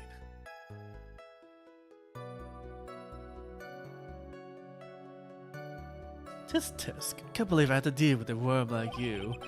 You're just a shallow man who can only slam on desks and point at people for fun. Hey, I don't do it for fun. I guess I don't have a choice. I'll try to explain to you later so that even a third-rate simpleton like you could understand. There was this little thing they call a clock at the park. Did you get that? Do you know what a clock is? It's a thing that tells you time. As you can see, Mr. Wright, it's even in this picture of the crime scene. Oh, so it is. I looked at the clock and I knew that's how I knew the time. But if you ask me, this whole oh jeez, no. I'm gonna say is I work very minimal stuff that hourly payment do, but it pays. Oh, interesting. So it's an upgrade, I guess. In a sense, it's an upgrade. Now it can also be paid over time. Big upgrade for sure, in my opinion. I mean, yeah, because you're doing you're not being paid hourly. You're being paid salary. So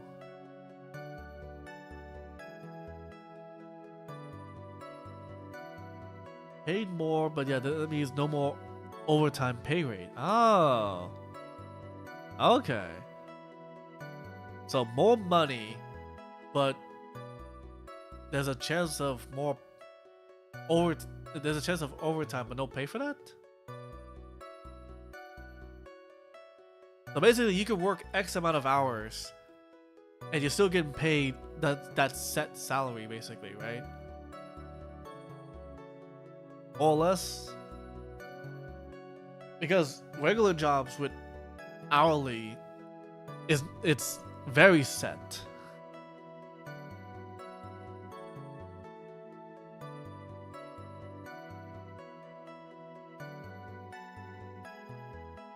Interesting. I don't know how I feel about that. Like, if I have a set X amount of money to be paid to me, but I work X more hours, it feels weird, you know? Because then I'm not being paid for that time, over quote unquote, like I'm not being paid for that OT and such. I'm not getting more money because I work more hours. I'm getting paid a set amount, and I do whatever I have to do, basically. Okay, I'll stretch. I technically hydrated just now, so. Cause yeah, like. The thought I could also get OT if you work like way past normal times. I mean, from what Lazy is describing, it feels like you can work X amount of hours, you will still get paid the same. The salary doesn't change unless the company decides to up it. Versus you work X amount of hours, that will equal to your pay. X amount of hours equals pay, basically. Equals X amount of pay. But in this case, X amount of hours equals set pay. Or set pay does not equal X amount of hours. In a sense. So Lazy can do whatever he needs to do. He can do much more, you still get paid the same. Versus I can do more, I'll get paid more. But that's on hourly based. Yeah, so that's the thing with salary. Salary is more endgame, quote unquote endgame stuff. So at the end of the year, you will get the biggest bonus, probably the biggest upgrade, etc. etc. Hourly, you have to wait for promotions. You have to wait for being promoted or a pay raise. And even then, pay raise is not based upon it's not always on your contribution to the company or to your work. It just depends on the person who the boss, basically, if they want to give you a pay raise or not. The company, technically the company will be more I want to say the company would be more looser in that sense, because they want to keep you. So yeah, so I think that's the biggest difference with corporations. They do want to keep people, but at the same time, they're not exactly, the best for people's interests. You know what I mean? Like, you can't just go up to them and demand a raise. No, you'll get fired for sure. Well, else, if you work at a liquor store, gas station, like quote unquote non-corporated places, you can easily just talk to your boss. You can easily go up to your boss, talk about things. You won't get fired half the time. You'll just probably get rejected. That's it. Keep working here, and yeah, I'll give you a raise. Versus corporate, oh, do better, and we'll probably kiss your ass afterwards. So it's basically performance is more important for corporations. So long as Lazy does a better job or a good job, he will more likely to get a raise. Me, on the other hand, I'm technically in between. My pay raise is evaluated by the district, by the school district. Not really a doxing, because no one knows what school I work for. But if the school sees that I have been doing my job well enough, and they do see the improvement of the kids and the students, and I say this right now, I work for special ed, so that is going to be tough as hell to have them improve anything, much less schoolwork. But if I'm able to do that, I will more likely get a pay raise. And that's usually at the beginning of the year. Either the beginning of the year or the end of the year. I think it's one or the other. Ooh, give it. Give back. I love give back. What do you mean I don't want no ball? Fuck you. Yeah. So yeah, that's pretty much it. Like, for me, I'm reliant on evaluation, similar to how Lazy is also based on evaluation, but on a salary base. So I'm not gonna get an increase on my salary. I don't have a salary person. I'll get an increase on my hourly. That's it. Which, I mean, cool. I still enjoy the job. Would I like it to be more pay? For sure. Actually, this might come to a surprise. This upcoming weekend, obviously I don't stream on the weekends, but this upcoming weekend I am gonna meet with a friend. She is gonna propose a business plan with me, and there's a chance, small chance, depending on how this goes, there's a small chance I might be in a partnership with her to do a business that I'm already used to. So, if it does go well and everything goes smoothly, I might actually either have a second job, or I will be replacing this job for a better job. Yeah, so there could be a possible new job or another job. Just depends on how well this goes, because I don't know if she knows everything. But yes, it's gonna be a business. I'm technically could be a quote unquote ownership or CEO of this business. But it's not really like it's not really a big business per se. But it is a business that is needed only because guess what? Guess what Trump is trying to get rid of? Trump is trying to get rid of special ed. We all know this. I think it's Trump. Yeah, Trump. I'm sorry. Trump is trying to take away special ed in school districts. And so, not to say my business relates to that, but my business does help in that sense. It can. I don't know if it's going to be used for that, but it can. So yes, it is a business for special ed that we're doing. She already has things in mind. She just needs a partner or an investor. Obviously, I ain't rich, But what I can do is I can be a partner. I can co-sign. I can co-partner. I can do what I can on my end. But I ain't investing, sir. I'll give you $5. That's it. I own like 1% of the company. Oh, yeah, so that's gonna be a thing. That's gonna be a thing. So that's gonna be for this Saturday. So I'll update of how that goes on next week. It would be cool. Not gonna lie, because I did want to own a business. Because supposedly 200 stocks, please. But we only have 200. That means you own everything. No. We'll see. Because right now, how I'm seeing it is basically a competitor to my old job, my previous job. It's literally a competitor, and I don't know if I talked about it on stream as much, but my previous job wasn't the best job.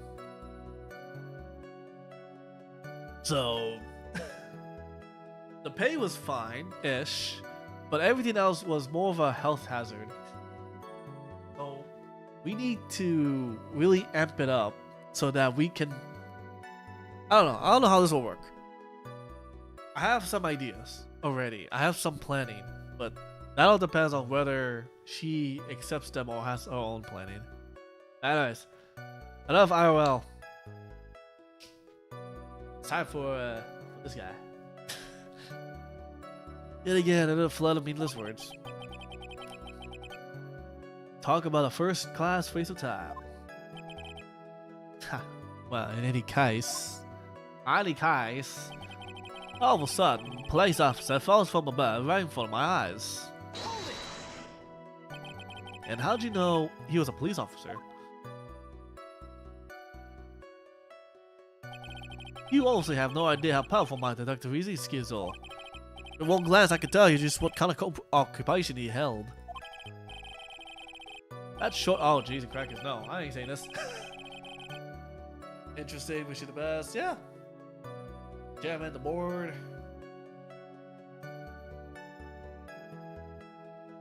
Oh, yeah. So we'll see how this goes. Because if this business does go well, and it is pretty much an investment. If this goes well, I could maybe, just maybe, ask a friend if he's interested. But I don't want him to be at the... So, there's a lot of things. There's a lot of promises. So, I'm going to see how this goes. I'll say this right now. There's not enough facility at the moment in the US. So, people who don't know this, at some point, I don't know if it's under Trump, and I think it was Trump, but essentially they cut off investments for psych wards, meaning a person who was declared, mentally not there and such, they go to jail or anywhere else, but not a psych ward. And that's because they closed those businesses down. And that's why, in a sense, that's why the facilities, the one that I used to work in, all those people go in there instead. Or some people go there. So, yeah. So, something to note. Psych wards is closing down, if not already been closed down. Just as somehow the push of special ed in school is also trying to get rid of that completely. And so it's like, wait. If the special eds don't go to school, how are they going to learn? Homeschool? You mean to tell me that now the parents who are working now have to take off work to teach their kids? Or they have to hire someone who specializes. So now there's a higher there's a higher rising of BCBAs and special ed tutors and such. There's all that field is now a growing field because of those two things. So it's interesting. It's very interesting. And the study of ABA is now growing bigger and bigger. It was a thing back then, but it's getting bigger now. So it's interesting. It's very interesting. And trust me, it doesn't hurt to learn ABA, because it helps you really understand a person who's not exactly, or who has mentalness. It really does help, because ABA doesn't just identify who has autism in a sense, but they specialize in who has problem behaviors, meaning behaviors in which a person lacks understanding and clarity of the behaviors at any age, at any point, or as they were young growing up, the behavior evolved essentially. So yeah, I would say definitely ADHD technically falls under the category of autism in a sense, but everyone has ADHD in a way. So that isn't to say everyone is not autistic, but we all have that form of autism. We're not on that spectrum in a sense. So yeah, fun fact.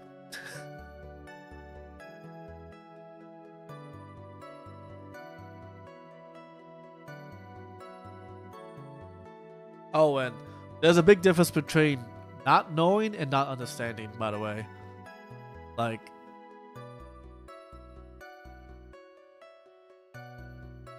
Sheldon, for example.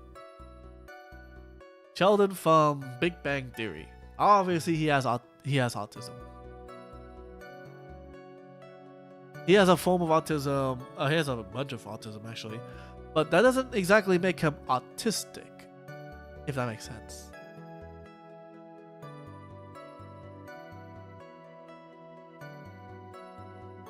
Or it can, maybe. I'm trying to think.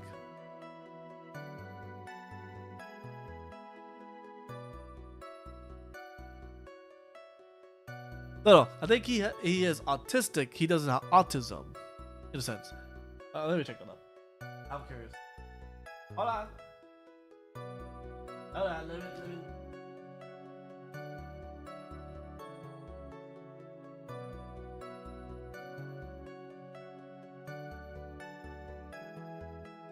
Oh, yeah. Okay. I was right. There is a difference between autistic and autism. Autism is the neural behaviors or development condition. Autistic is a descriptive of a person in a sense. So you could say that Sheldon has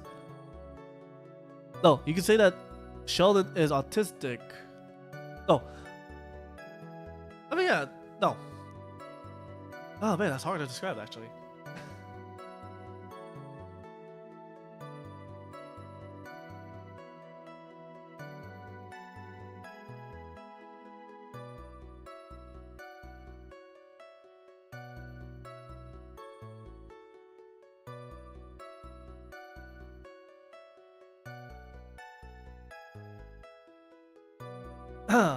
Sheldon has traits of an autistic person, but is not like canon. Technically, yes. So, the character himself, he is autistic, but he doesn't have autism in a sense. Like, one is describing the person, one is describing the condition, basically, of what they have. from my understanding from what Google says. Good doctor, I think he is confirmed to be autistic. So yeah, I mean,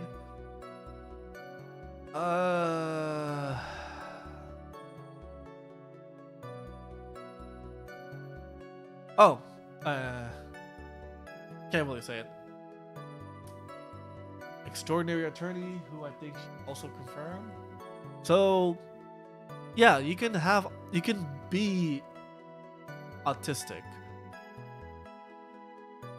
but you don't necessarily need to have autism as well. It's just a difference of, yeah, with autism, like your brain is developed differently, yes. But for autistic people, like we've all seen. Yeah, so there you go. Is that essentially what Fran said? You can have the traits, doesn't mean you have the condition. So that's pretty much the difference between being autistic and having autism. Is basically that. You can have one, doesn't mean you have the other, basically. So yeah, in my case, it's the other side. We work with people who have autism, where their brain is developed differently than quote-unquote normal people or average people. So they think differently, they do things differently, they speak differently, etc. But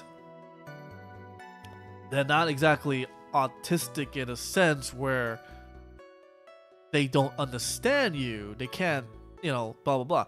No, these people, they can understand you. They have a form of intellect, but their intellect is on a different scale.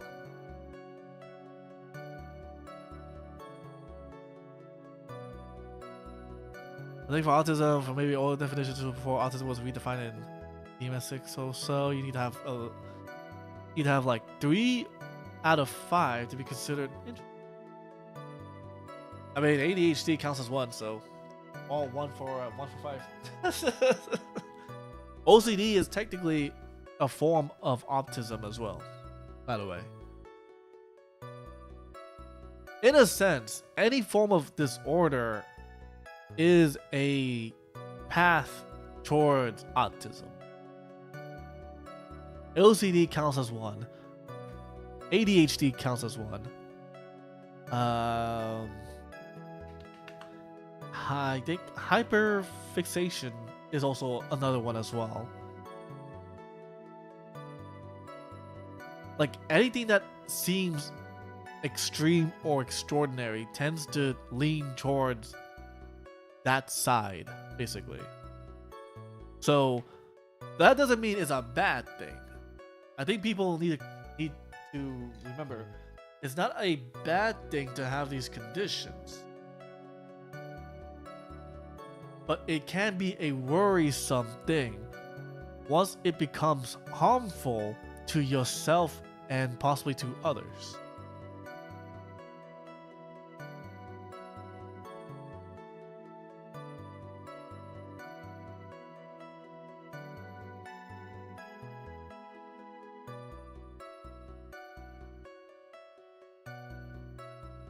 I think that's essentially the sign.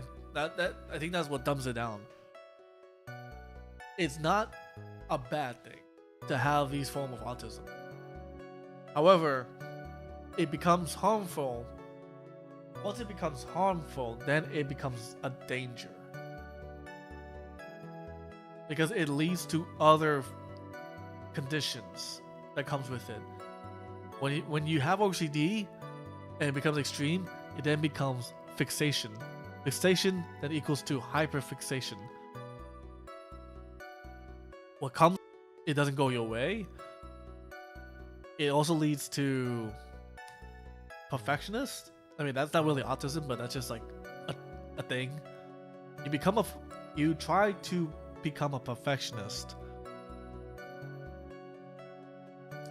You try to become a controller. So, which can lead to being manipulator, and such. So you have all of these things that are connected to autism in the more extreme way, which what I do like. Crap. What was a TV show? Criminal Minds. Criminal Minds, while they don't necessarily dive into quote unquote autistic or autism people, they do dive into the mind of a criminal, and you can tell that these are these imperfected people with the mind twisted, and in a way it you can see that form of autism, but they themselves are not autistic. Even one of the main character, the brainy guy, I forgot his name, it's been a while, the smart guy, he isn't autistic, but he has autism. Like, he has trouble fitting in with people because of how quirky he is. He's just out of his way to be much more than what he is, etc. I forgot. There's a whole story arc with that guy. But he is essentially one of the people in which, yeah, you don't have to be autistic to have autism, but you can be a normal person, or you can just be a person with autism. That's it. It just depends on what form of autism and how further it may go. That's what matters. Especially as an adult. Oof.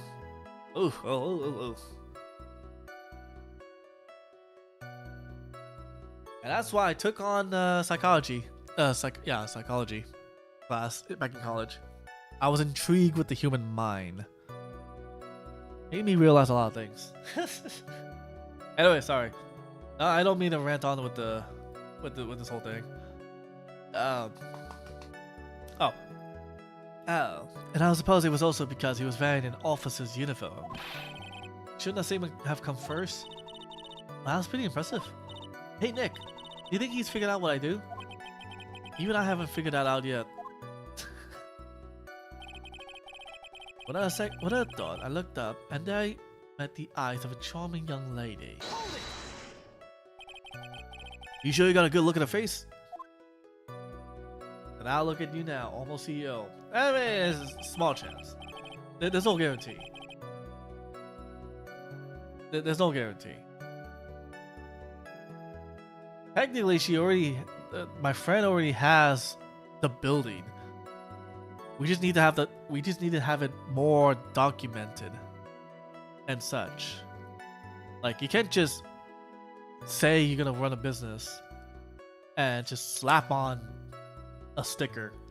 Like, the building has to be approved by the county in order for it to be registered as a potential facility for that purpose. Otherwise, you're running like an illegal thing, because if something happens, it's on you basically. Yeah, she has to have it officialized in a sense, and she needs a partner. She wants to do it with someone, I guess, to help her out, or she needs someone so she can co-sign with. Co-founder, then, in a sense, co-founder, co-owner. I'll be like, either you walk up into a building, show off the briefcase and money, and smirk and win. Well, here's the thing: 1, we don't have a briefcase of money, and 2, we're not in Japan, and 3, we're not in a Yakuza-like clan, 4, we are not ex-Yakuza either, and 5, we are not handsome 35-year-old men, and 6, only one of us is a man. I can list more, but I think I state my statement correctly.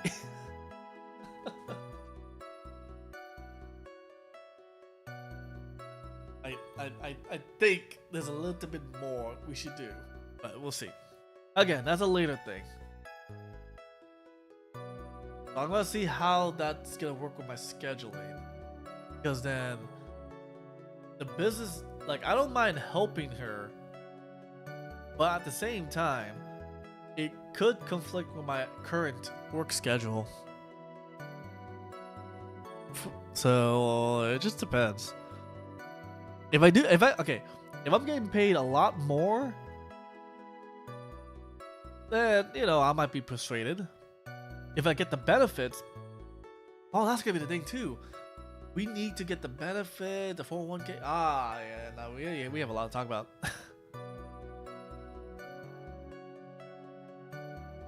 And that's gonna be the thing too, because this cannot be a freelance business. This has to be an actual, hey, we want good people to work here because we offer the best interests. We have to work on that. And she needs to figure that shit out. Let's see. Animals have this thing called an eye, Mr. Right, that uses eye to say things. In the case of humans, we have two of them. Yes, even you. Wait, hold on. Are you implying that animals only have one eye? I don't care if I have them or not. Did you or did you not get a clear look at her face? That's what the witness was just about to get to. I would like to request that Mr. Wright not use such a loud voice during questioning. Stain? Mr. Wright, please refrain from raising your voice in this court. And please don't make me have to raise my voice. Scrim is a retired Yakuza detective turned co-founder CEO. That sounds like a Yakuza game. You finish. I'd like to continue if that's alright with you. Of course I remember her sweet face. Is that of that pretty defendant there? So you're sure you're not mistaken? Please, don't confuse your pitiful train wreck of a life with mine. I'm what you call a famous brand name product, while you're a cheap imitation.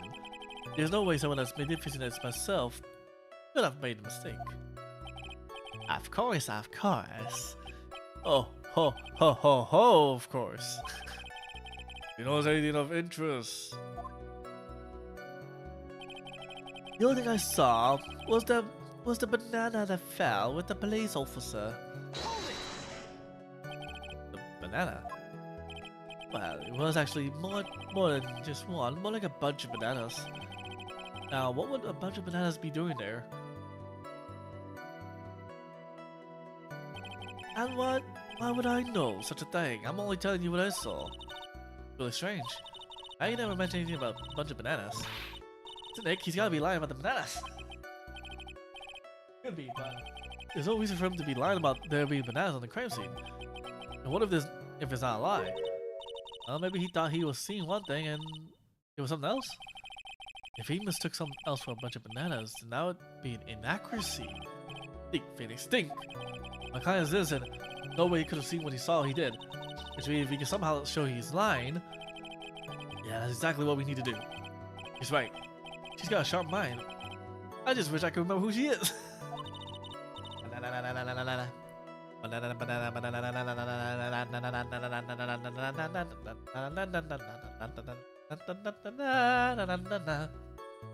You doing okay, Nick? Nope.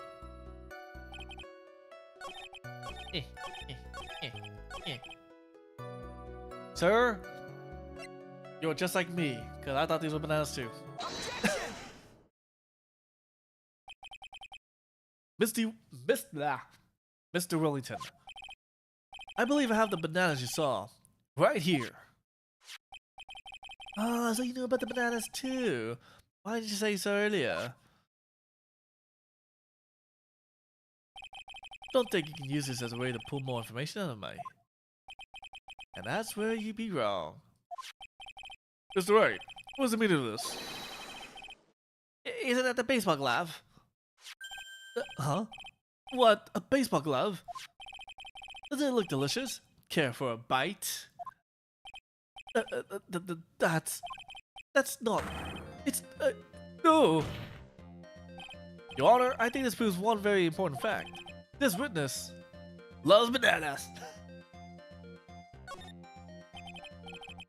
By the way, just how bad are your eyes? Huh? How? What? Why are you asking me all about this all of a sudden? Your Honor, it's a very simple to mistake a glove for a bunch of bananas. I don't think so. Objection overruled. You have to be stupid. You're one of those people. Yes, you know what I mean. Like those people. Oh.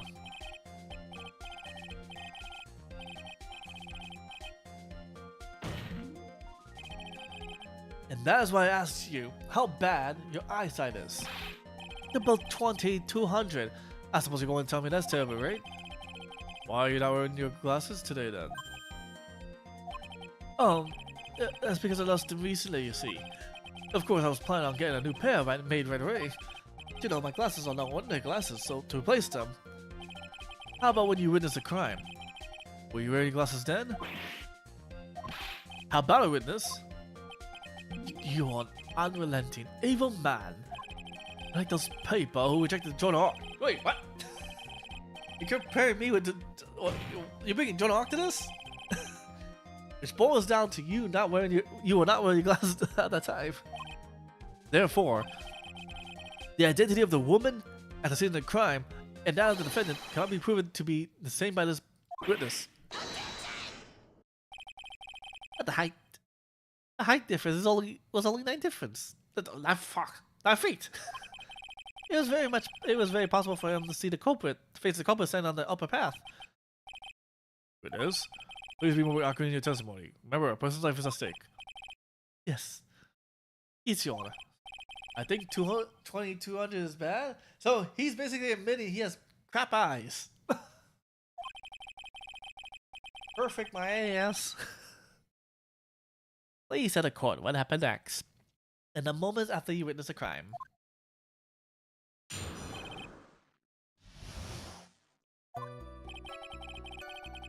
The girl on the upper path ran away as soon as she realized I was there.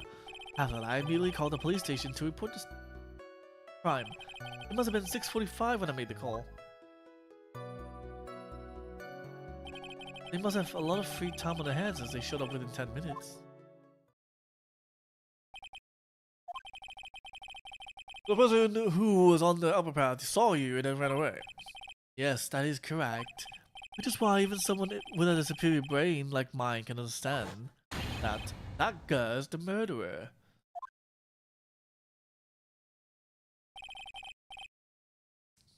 Question the witness now, Mr. Wright. And this bullshit for us. That girl on the upper path ran away. Run away, just like that?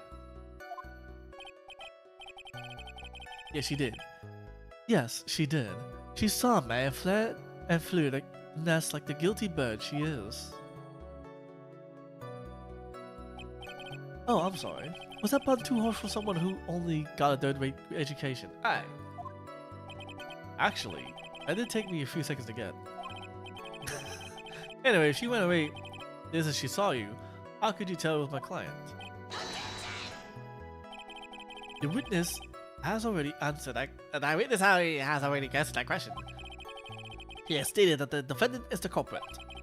That is true, Mr. Wright. I'm striking your question from the record. I gotta get more information out of him. After that, I immediately called the police station to report the crime.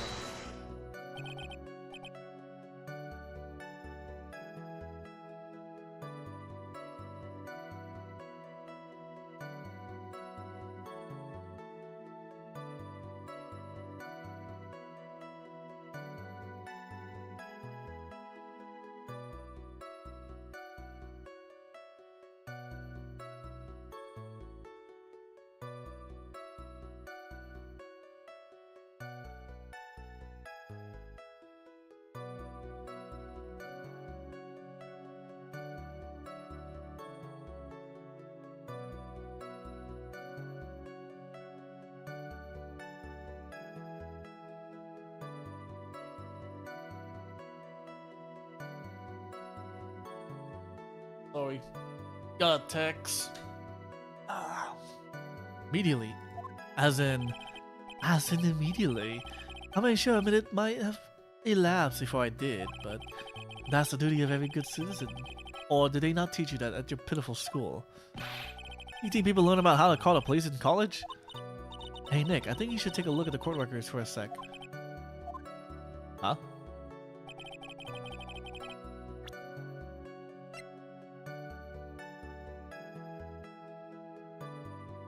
It must have been 6:45 when I made the call. Wait, hold on. If they died at 6:28, that's a 17-minute period. Holy crap.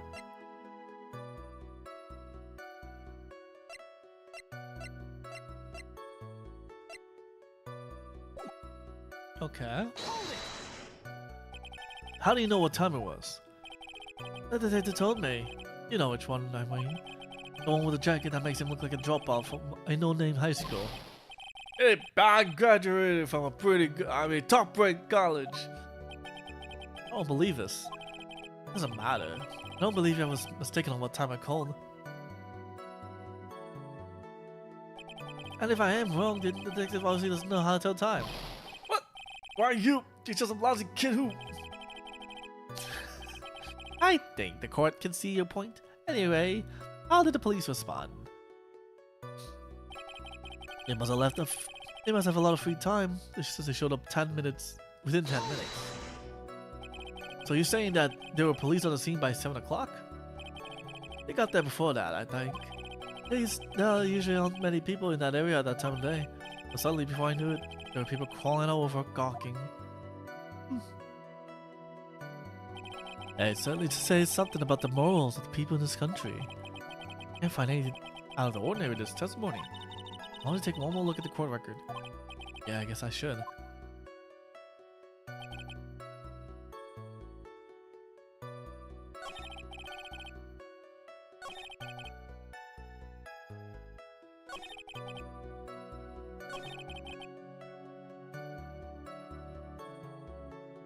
I remember the second game was slightly tricky with the wordings.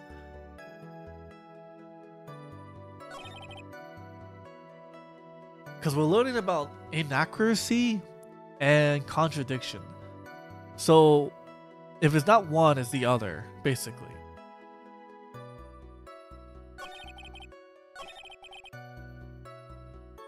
He called immediately?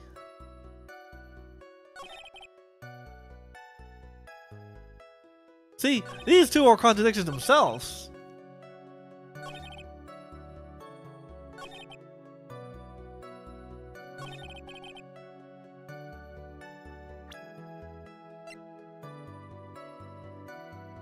Okay, I'm gonna present this. If it's not this, it's the next one. Because there's no other... Oh, there are tricky words? Not all of them, per se. Some of them can be slightly straightforward.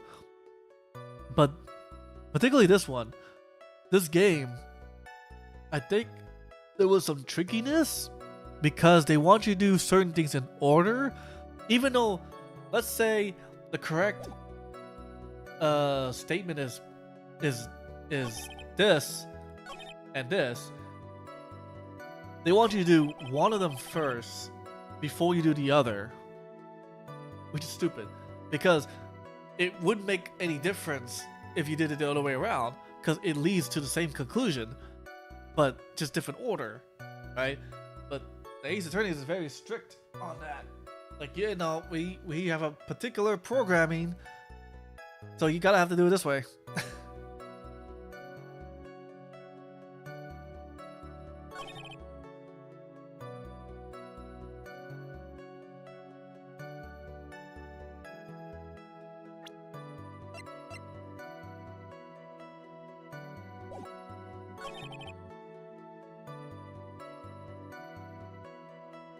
Might be this.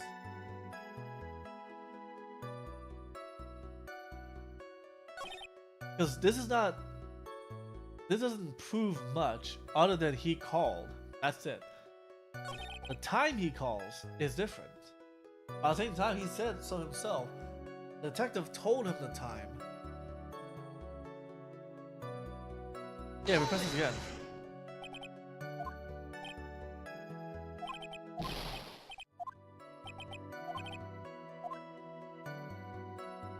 So the time of when they were called. Okay, so it is the other one then. Because this is when he called. Sure. This is the statement. Because immediately called doesn't suit up with this then. Objection! I was right. Mr. Willington, would you please take a look at this? We made the victim's autopsy report. According to this, the murder occurred at 6:28 p.m. So what of it? You said that you called the police immediately after the murder took place. However, by the time you had to call the police, it was already 6:45.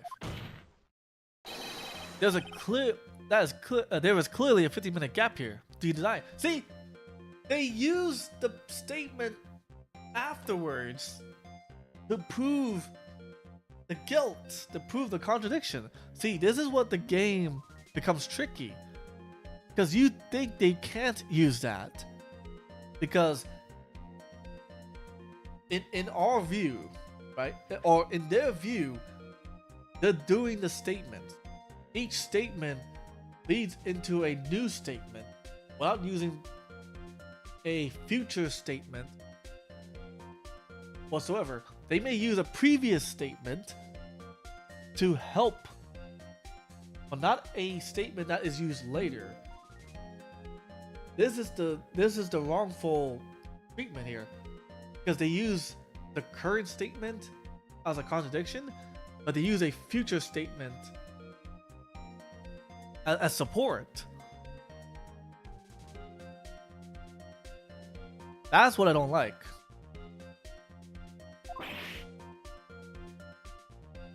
Ah! I think this court would like to hear what you were doing during this 15-minute gap. The witness was in shock at the time after witnessing the terrible murder. It's only to be expected that he would be a little dazed. Objection! 15 minutes is hardly what I would call a little daze. Milton. Yes. Explain yourself. What were you doing during those 15 minutes? Answer the question. The telephone, I mean... Spit it out. I was searching for a phone booth. A phone booth? You mean you don't have a cell phone? You and your questions. As if you're trying to open all the layers of a Metroshoki doll. Hey, Russian doll. Wait, is he Russian? No, he's British. Clayton, you must think you're really special. Witness. I lost my cell phone. There, are you happy? You lost it? Unbelievable. You lose your glasses and your cell phone. You must be very scatterbrained when it comes to your belongings. Oh! What? Are you saying that first-rate people are never allowed to lose things? Have you ever heard of that allergies have... Oh, jeez. He's not autistic, but he has autism. That proves it. Enough. Oh, man, oh, man. Wait, hold on a second. He lost his cell phone. Nick, that cell phone, could it be? You mean this phone Maggie found? There's no way. Why, I didn't see this coming. What should I do now?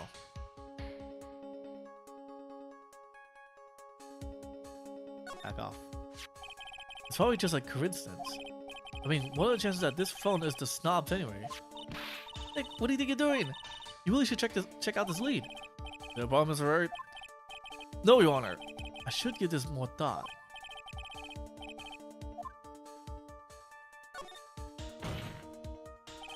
Mr. Willington, where's your cell phone right now? What are you getting all excited about? You seem to be a little confused. I found my phone. I'll have you... No, see? Here it is. Oh, I see. So you got his phone. I thought that was just maybe this was his. Well, I think we can clear this issue up. At the time of the murder, the witness did not have his cell phone because he had lost it. Therefore, the delay in his call was caused by his search for a phone booth. The phone booth was... Oh, that's the gist of it. I guess you could put it that way, leave it at that. The phone booth is right here! Am I confused? Did it take him like 15 minutes to find this? Okay. Any further questions? There is something. Your Honor, the witness assembly doesn't make any sense. I don't believe that there was ever a need for the witness to search for a phone. How dare you? You can't just make out outrageous claims like that. You do have some proof, don't you? Well, yeah, of course. This evidence should be good enough, I think.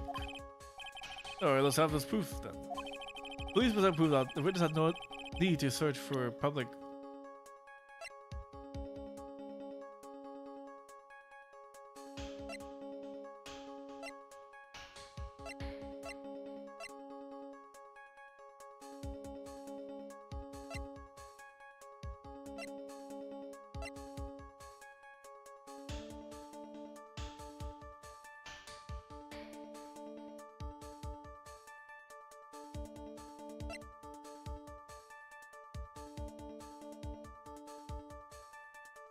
Classes? No. We haven't proven. We know this is his classes. I don't need to search for a public.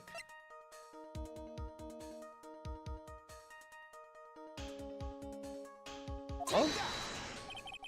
It's very simple. This is even that backs up my claim.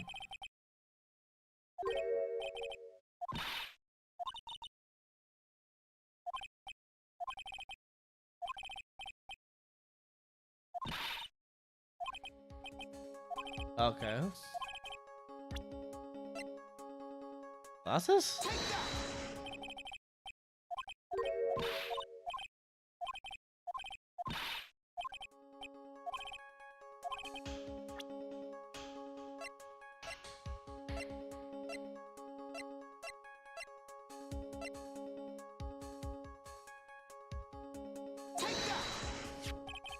It's quite simple, actually.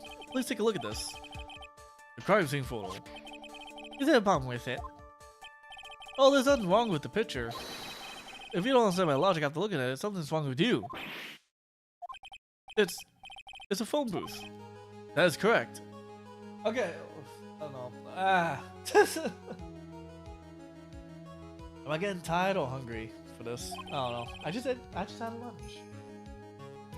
All the defendant had to do was walk 3 steps. Mr. Willington, why did you not use the phone that was right in front of you?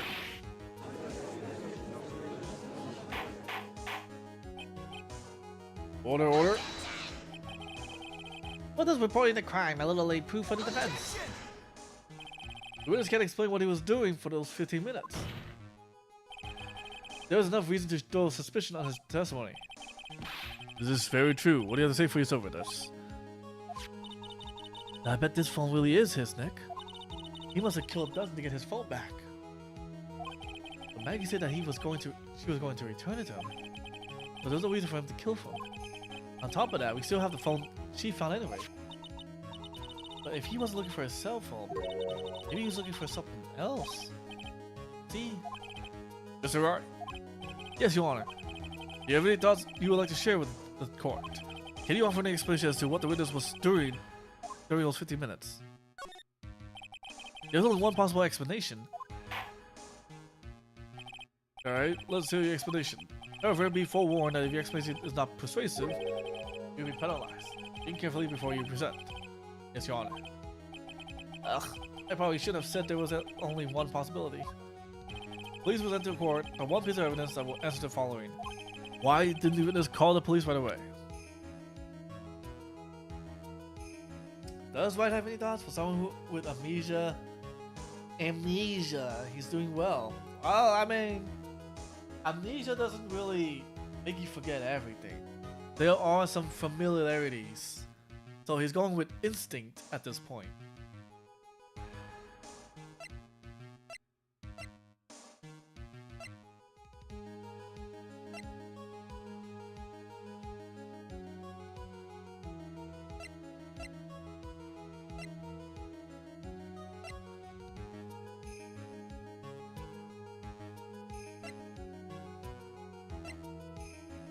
I like how we have more health this time. This tells me this is gonna be a hard game.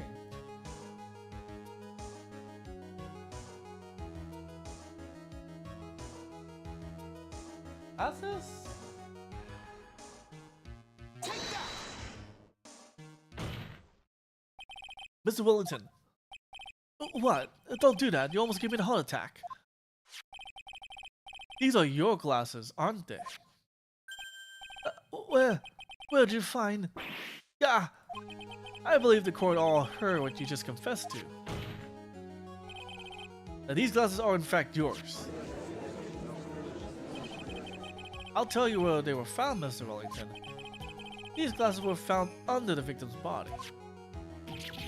Under the victim's body? How much schooling do we do this instinct? A lot. And under pressure too, by the way. Order. Oh, wait a second, hold on. I didn't confess or confirm anything. Your Honor, I think the answer is quite clear here. As he fell, doesn't Prince grab the culprit's glasses? The culprit knew that he had to find his glasses and searched frantically for them. What he didn't realize was that they were under the victim's body. And that is why it took him 15 minutes to make that call. Mr. Wright, are you indicting the witness as the real murderer? Of course, that is precisely what I'm doing. Ooh. I know I'm right. He is the real murderer. Did you figure it out, Nick? More or less. Turns out this cell phone was the key to this case after all. And now's our chance to deep six this guy. Oh gosh. I'll sink him in one shot. Yeah. This is so exciting watching you work again. Somehow my old self is coming back to me. It's time to sink or swim. Everything rests on the edge of a knife. This is the moment I've been waiting for. Order. Your Honor, the defense is making a mockery of this court. But on any solid ground to stand on, he accused the witness of being a murderer. Yeah, that's right. I'm no criminal. This third-rate fraud of a lawyer. In that case, why don't we look at it from a different perspective? Let's hear your explanation as to why you are not the murderer. Well, why? That's easy. For example, there's the name the victim wrote. What about that? Oh, you mean the name Maggie? Yeah, even an idiot like you can read that. But we already know this wasn't written by the victim himself. After all, the defendant's name is Maggie, and the victim was left-handed. In other words, in order to make the defendant look guilty, the real criminal used the victim's right hand to write her name on the ground. But wouldn't that mean the real criminal was someone the defendant knew? Otherwise, how else would the person know her name was Maggie or Magai? That's a good point. The witness didn't even know of Miss Bird before this trial. God. Is there any way this creep could have known Maggie's name? There was a way. It would be best if I could prove that the witness had a chance to learn. The defendant's name was Maggie.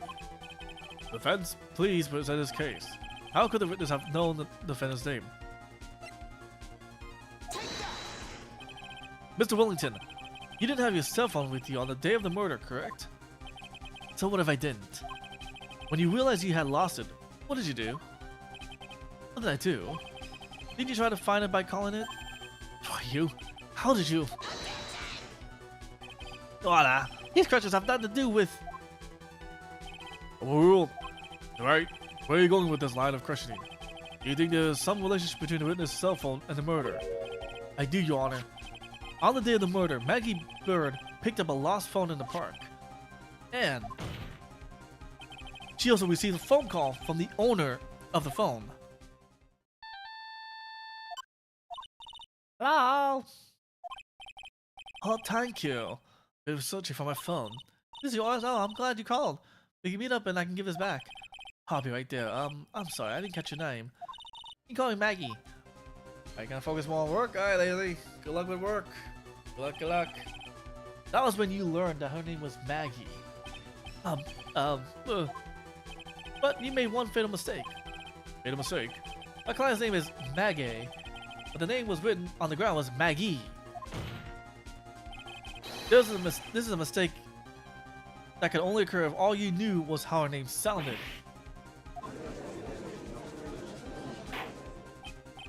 Order, order! But Your Honor, we just have no motive. Point? It's very simple, Your Honor. A person usually would not kill someone without a reason. This person had no reason to kill anyone. That's absolutely correct. Don't have any motive. Alright. Your Honor, can you explain what motive this witness could have had? It's very simple, Your Honor. You sure, Nick? If I said I can't offer an explanation, then trial's over, right? Yeah, but... Now, please present to this court proof had a motive.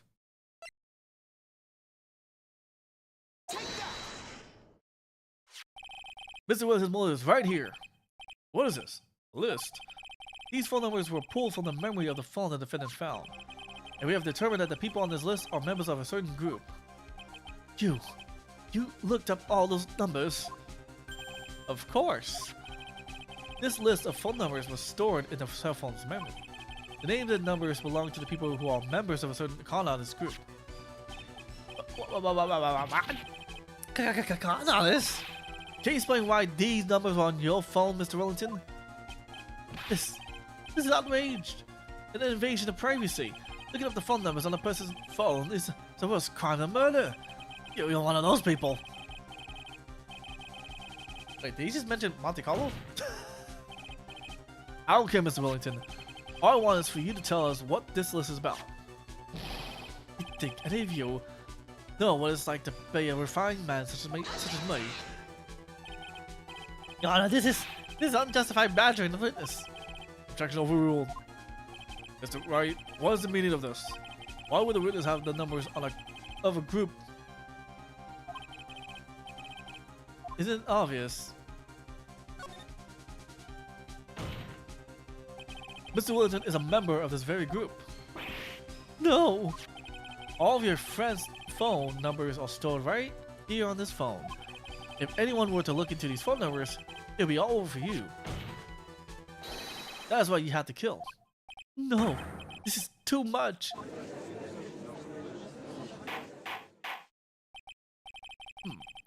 That does make quite a bit of sense. Well, Mr. Wellington, you care to explain? I got you now. The police officer. Your Honor. What is it, Mr. Payne? Your Honor, this is unjustified badgering of the witness. You said that exact same thing only a few seconds ago. Please, let's think about the content of that phone call. Hello? Oh, thank you. I've been searching for my phone. This is yours? Oh, I'm glad you called. We can meet up and I can give you this back. The defendant had already promised that she would return the phone. After that, all Mr. Wilson had to do was meet Miss Burr to get his phone back.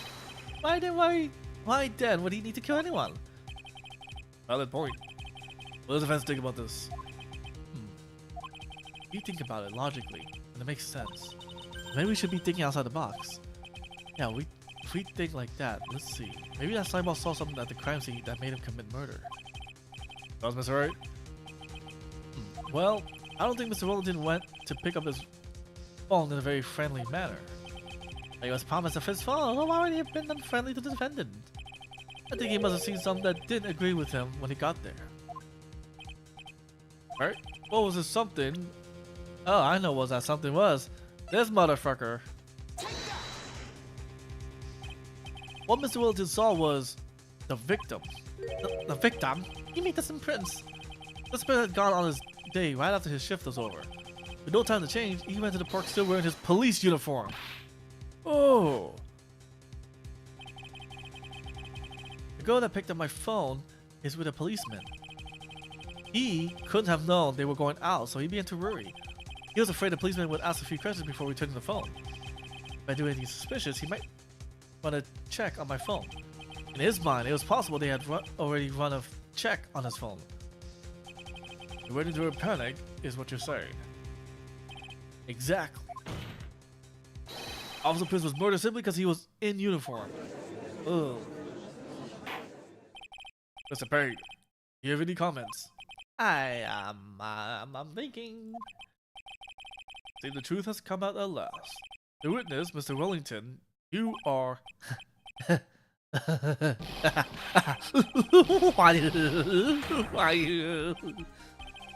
How impressive. Not bad for a person with a third-rate education.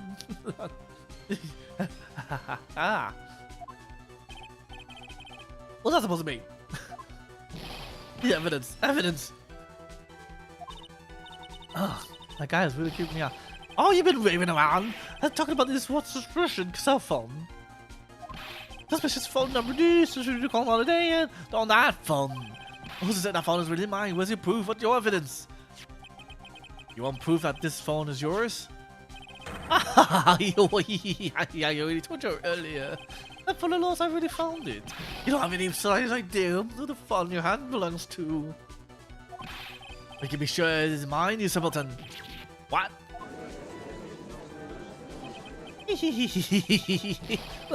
Yes, it's good to see you squirm. You seem to have a problem on our hands with this phone. Whose phone is it? Without knowing that is meaningless as evidence. Your Honor! This is bad. I can't let him turn the tables on me like this. This cell phone. It has to be something I overlooked. It's gotta be. Maybe...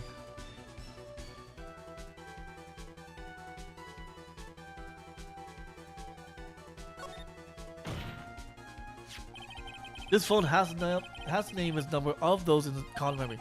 I can show them to you, Your Honor. I don't believe this. What are you talking about? We're trying to determine who that phone belongs to.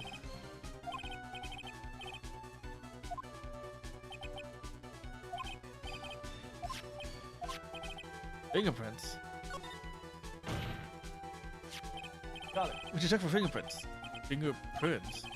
Yes, Your Honor. Mr. Wilton must have left some prints on his phone. Nick, don't you remember? When you got the phone back, you wiped it off. What? He said there was Santa over it, so... Wiped it? I wiped it? Pretty thoroughly, too.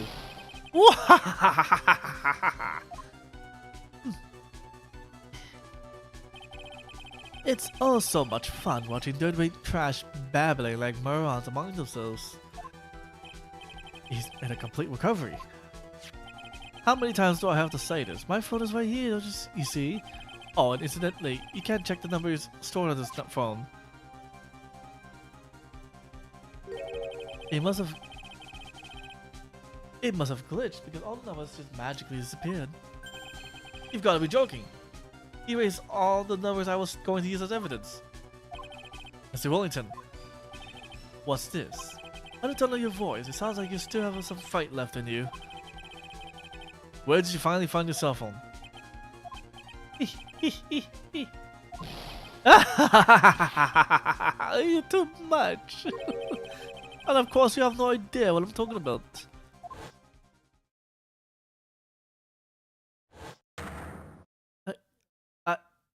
Oh my god, now I remember!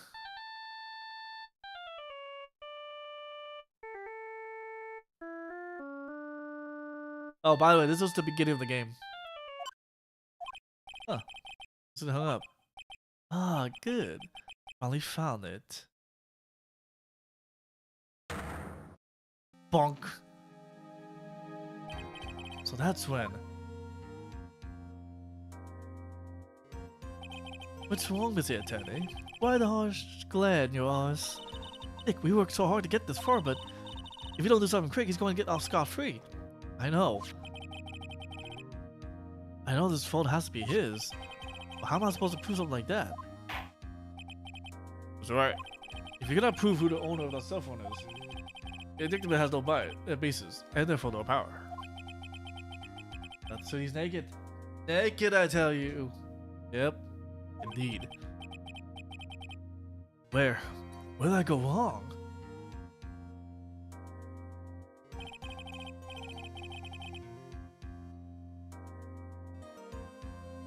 Don't blame yourself. You're merely a third-rate lawyer. You only made one big mistake. Who are you? What are you? That's something you haven't figured out for yourself yet. Who I am.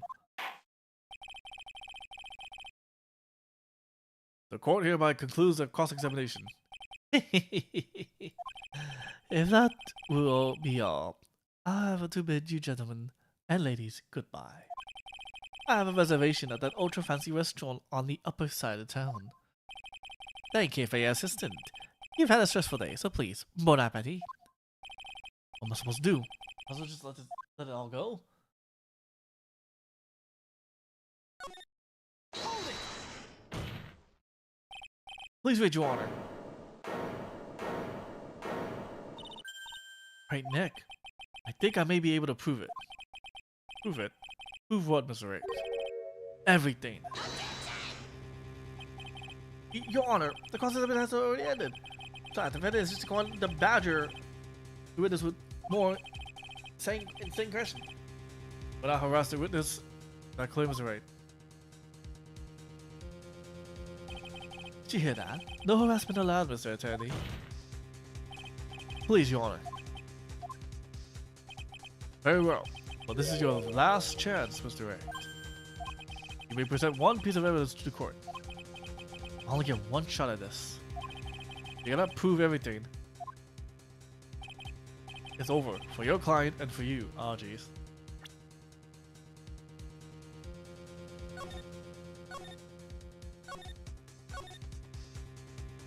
BRB? Ah, cool, friend. You fully understand? Yes, you are. I'm sure you are well aware, Your Honor, but the cross-examination period has ended. Were you paying attention, Mr. Payne? I said that Mr. Wright could present only one more piece of evidence. Oh. Now then, Mr. Wright, here's your last chance. It all comes down to this. It's go time. Please present the one evidence that will prove everything.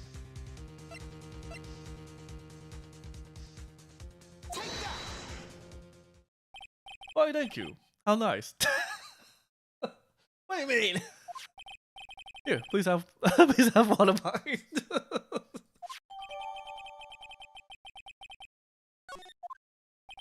Wait, what am I doing? This is how they make 60 minutes card. Your Honor, there's something very important about that card, and that is...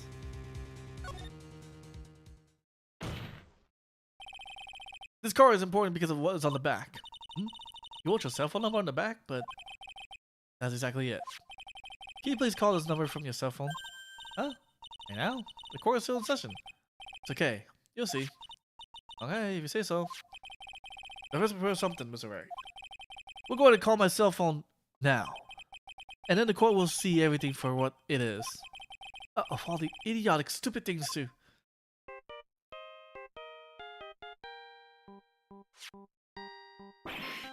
Ugh! What? Why is my phone? What is this stupid sounding ringtone? Mr. Wellington. How strange. I could almost swear that you're holding my phone. You're... Ah! No. It can't. By the way, before I forget, thank you very much for the lump on my head this morning. I don't think I need to explain any further, except to say, when you went to retrieve your cell phone, you mistakenly took the wrong one.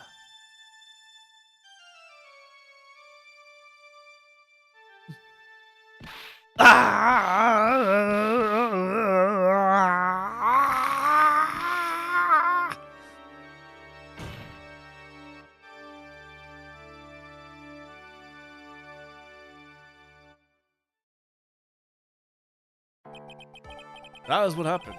When knocked out by Mr. Wellington. He is a man who lives on his pride and self-image alone. In order to hide his involvement with the Carnage group, he has become paranoid and lost all ability to make rational judgments. Then Mr. Wright, the phone you're holding is Mr. Wellington's naturally. Speaking of that man, how is he, Mr. Payne? He was arrested and has been taken away, Your Honor. Very well. Now then, this court finds the defendant, Maggie Bird, not guilty.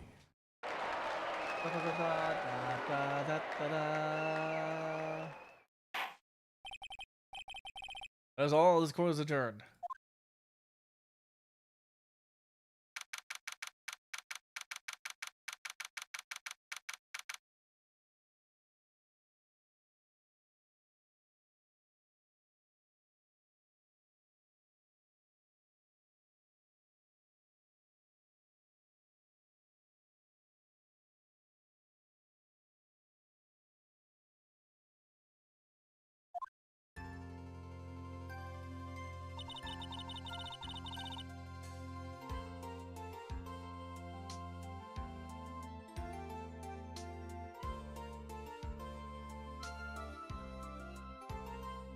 I knew that the real you would shine through eventually. I'm so moved by what you've done for me, sir.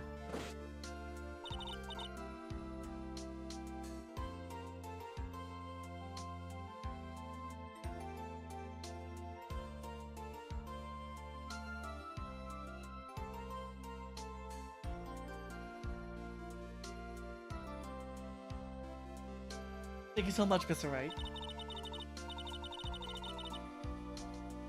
Okay, the case wasn't that long. I mean, it's slightly longer than the first case from the first game.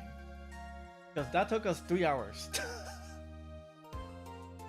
And we didn't even take a break either. So yeah, this is like back to back to... Well, I mean, we did talk a lot, so... I really feel bad for Destin. He didn't do anything to deserve this. It's probably because of me. Huh? My whole life has been nothing but a whirlwind of bad luck and failures. Whole life? Can't be that bad, can it? Since I was 6 months old, when I fell from the 9th floor of my apartment building, I've been hit by all sorts of vehicles, gotten sick from all sorts. Fuck. Got almost every test I've taken, experienced almost every kind of disaster. Never won or even tied at a game of tic-tac-toe. My life has really been nothing but a string of disasters. That is pretty bad. Up until I went to college, I was known as the goddess of misfortune. And then at the academy, everyone called me Lady Luckless. Lady Luckless. What's worse is that my misfortune always seems to latch onto those around me. What do you mean? When I see someone in trouble, I always try to help. Ah, that's right. We were talking about this earlier. It happened again recently too, sir. There was an old lady pacing back and forth by the pedestrian crosswalk. I gave her my hand, and before I knew it, we were having dinner at my house. Oh. I'm sure that doesn't gone because of me. That's not true. That glove didn't even have any sort of special meaning. It's just a present to say thanks for covering one of my night shifts. I see. Everything's all my fault. Dustin's death. Your head being all messed up. Well, I don't think my head is all that messed up yet. Yet. I'm going to find a new life for myself starting now. The next time we meet, I'm sure. Hey, guess why she's called Maggie Bird? Just letting you know why. I'm sure I'll have a whole ocean's worth of good luck by then, sir.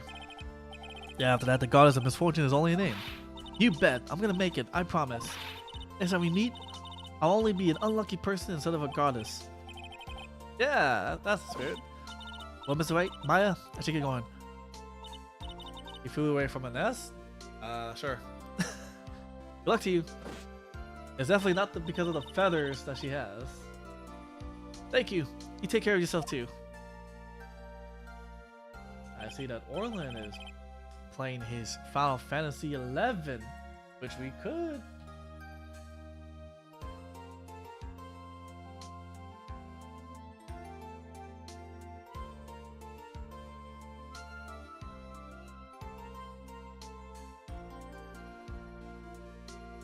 We'll see. I have stuff I'm doing in Final Fantasy XI to essentially try to catch up, so yeah. What a horrible day. I've got my memory back, but things are still a little fuzzy. But you're okay, and that's what counts. You really had me worried. Come on, let's go back to the office. I'm afraid to ask, but here goes. So this might sound bad, but who are you? What? I thought you said you got your memory back. the important ones. That moment, everything really did come back to me. Detective Gumshoe. He's someone I've had clashes with in the past during certain cases, but he's also been a good ally during others. The judge. He's a lovable, kind old man who is easily swayed by other people's opinions. But in the end, he always comes up with the right verdict. This person. I haven't gotten a clue. He seems to know me, but maybe he's mistaken me for someone else. And this girl. Maya? You finally remembered. This is Maya Fey, my assistant. That's right. I have so many unforgettable memories about her. For example, Earth and Egg was wrong. You keep staring at me. Don't tell me you've missed me. Oh, well, yeah, I suppose I have. I feel like I haven't seen you in ages. Oh? Well, I'm back now, so it's time for us to create new memories together. Alright, sounds good. All the phone numbers on my phone were erased by Wellington. Time to start over from the very beginning. Come on, Nick. Let's go to our usual burger joint. Okay. Actually, it hasn't even been that long since she came back to my life. Should be like either a few months or 6 months. And that story began on one rainy afternoon 2 months ago. Oh, 2 months! Episode 1, The Lost Turnabout. So now we're going back to the past. We do get her! We get her!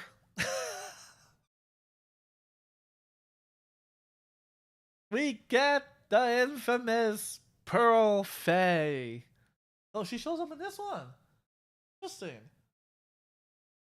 I thought she shows up in the dirt.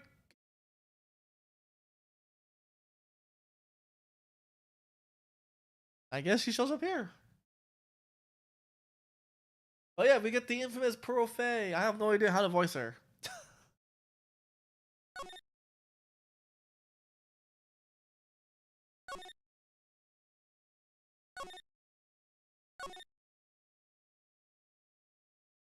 Oh man. Let's take a break though. Let's take a break. Do my best baby voice? I can't even do a baby voice. My voice isn't that high. Hello,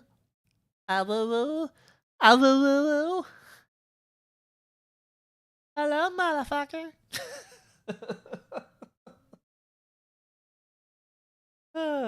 We'll do a B or B. And think of something. Because I don't want to start the new case just yet. But we'll see. We shall see.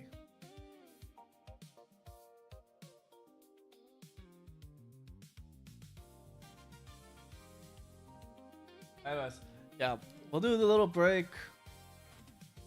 You know, just pee break, food break, any break. And yeah, we'll continue the stream, but we'll see what we're gonna do afterwards. Whether we continue case 2 or not, that's gonna be it depends. It'll depend. That just means I have to make a thumbnail as well. So yeah, which shouldn't be a problem. Anyways, I'll be right back. See you guys soon. And yes, Pearl would say, "Hello, motherfucker." Well, we'll see what type of voice I'll give her. It'll be too high if I do the baby voice. So I might have to do like a deep voice. So it compensates with like not killing my throat. But yeah. Alright. See you guys in a bit.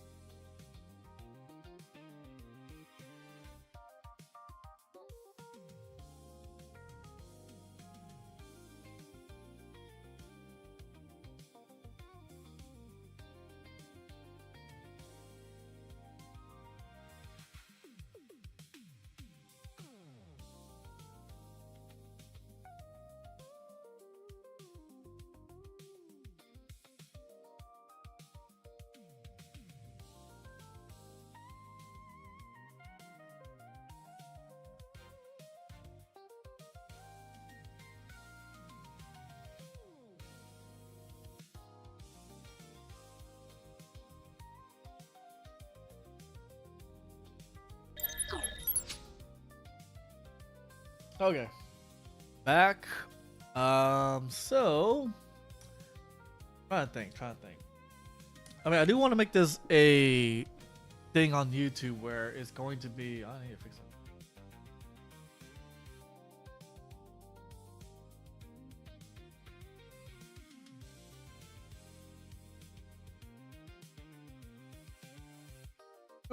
Oh, big enough. Yeah. I'm trying to think because I do want to. Well, those on YouTube, you know, I appreciate it, the lurks, everything and such. We'll probably end it on the YouTube side, but on the Twitch side, I don't want to. I mean, I don't want to deal with like a crap ton of like things. You know what I mean? So, yeah, we will end it on YouTube and possibly continue on Twitch just to chill, relax, and such, and we'll see how that goes. But yeah, anyways, again, if you're on YouTube, you want to come by on Twitch, links down below, more or less. Otherwise, twitch.tv/McScrimmage, like and subscribe if you like what you see. You see all the VODs as well. Every Ace Attorney games that we're gonna be playing will be on there on YouTube. Any game as well is also gonna be there too. You want to make things easier, take an early break? I mean, that's what I might do. Because on Twitch, I don't really mind if Twitch VODs is long. I worry that YouTube gets long. Yeah. Anyways. Anyways. So yeah. I'll see you guys later on YouTube. And you guys have a good time. Good day. Good week. Good night. Okay.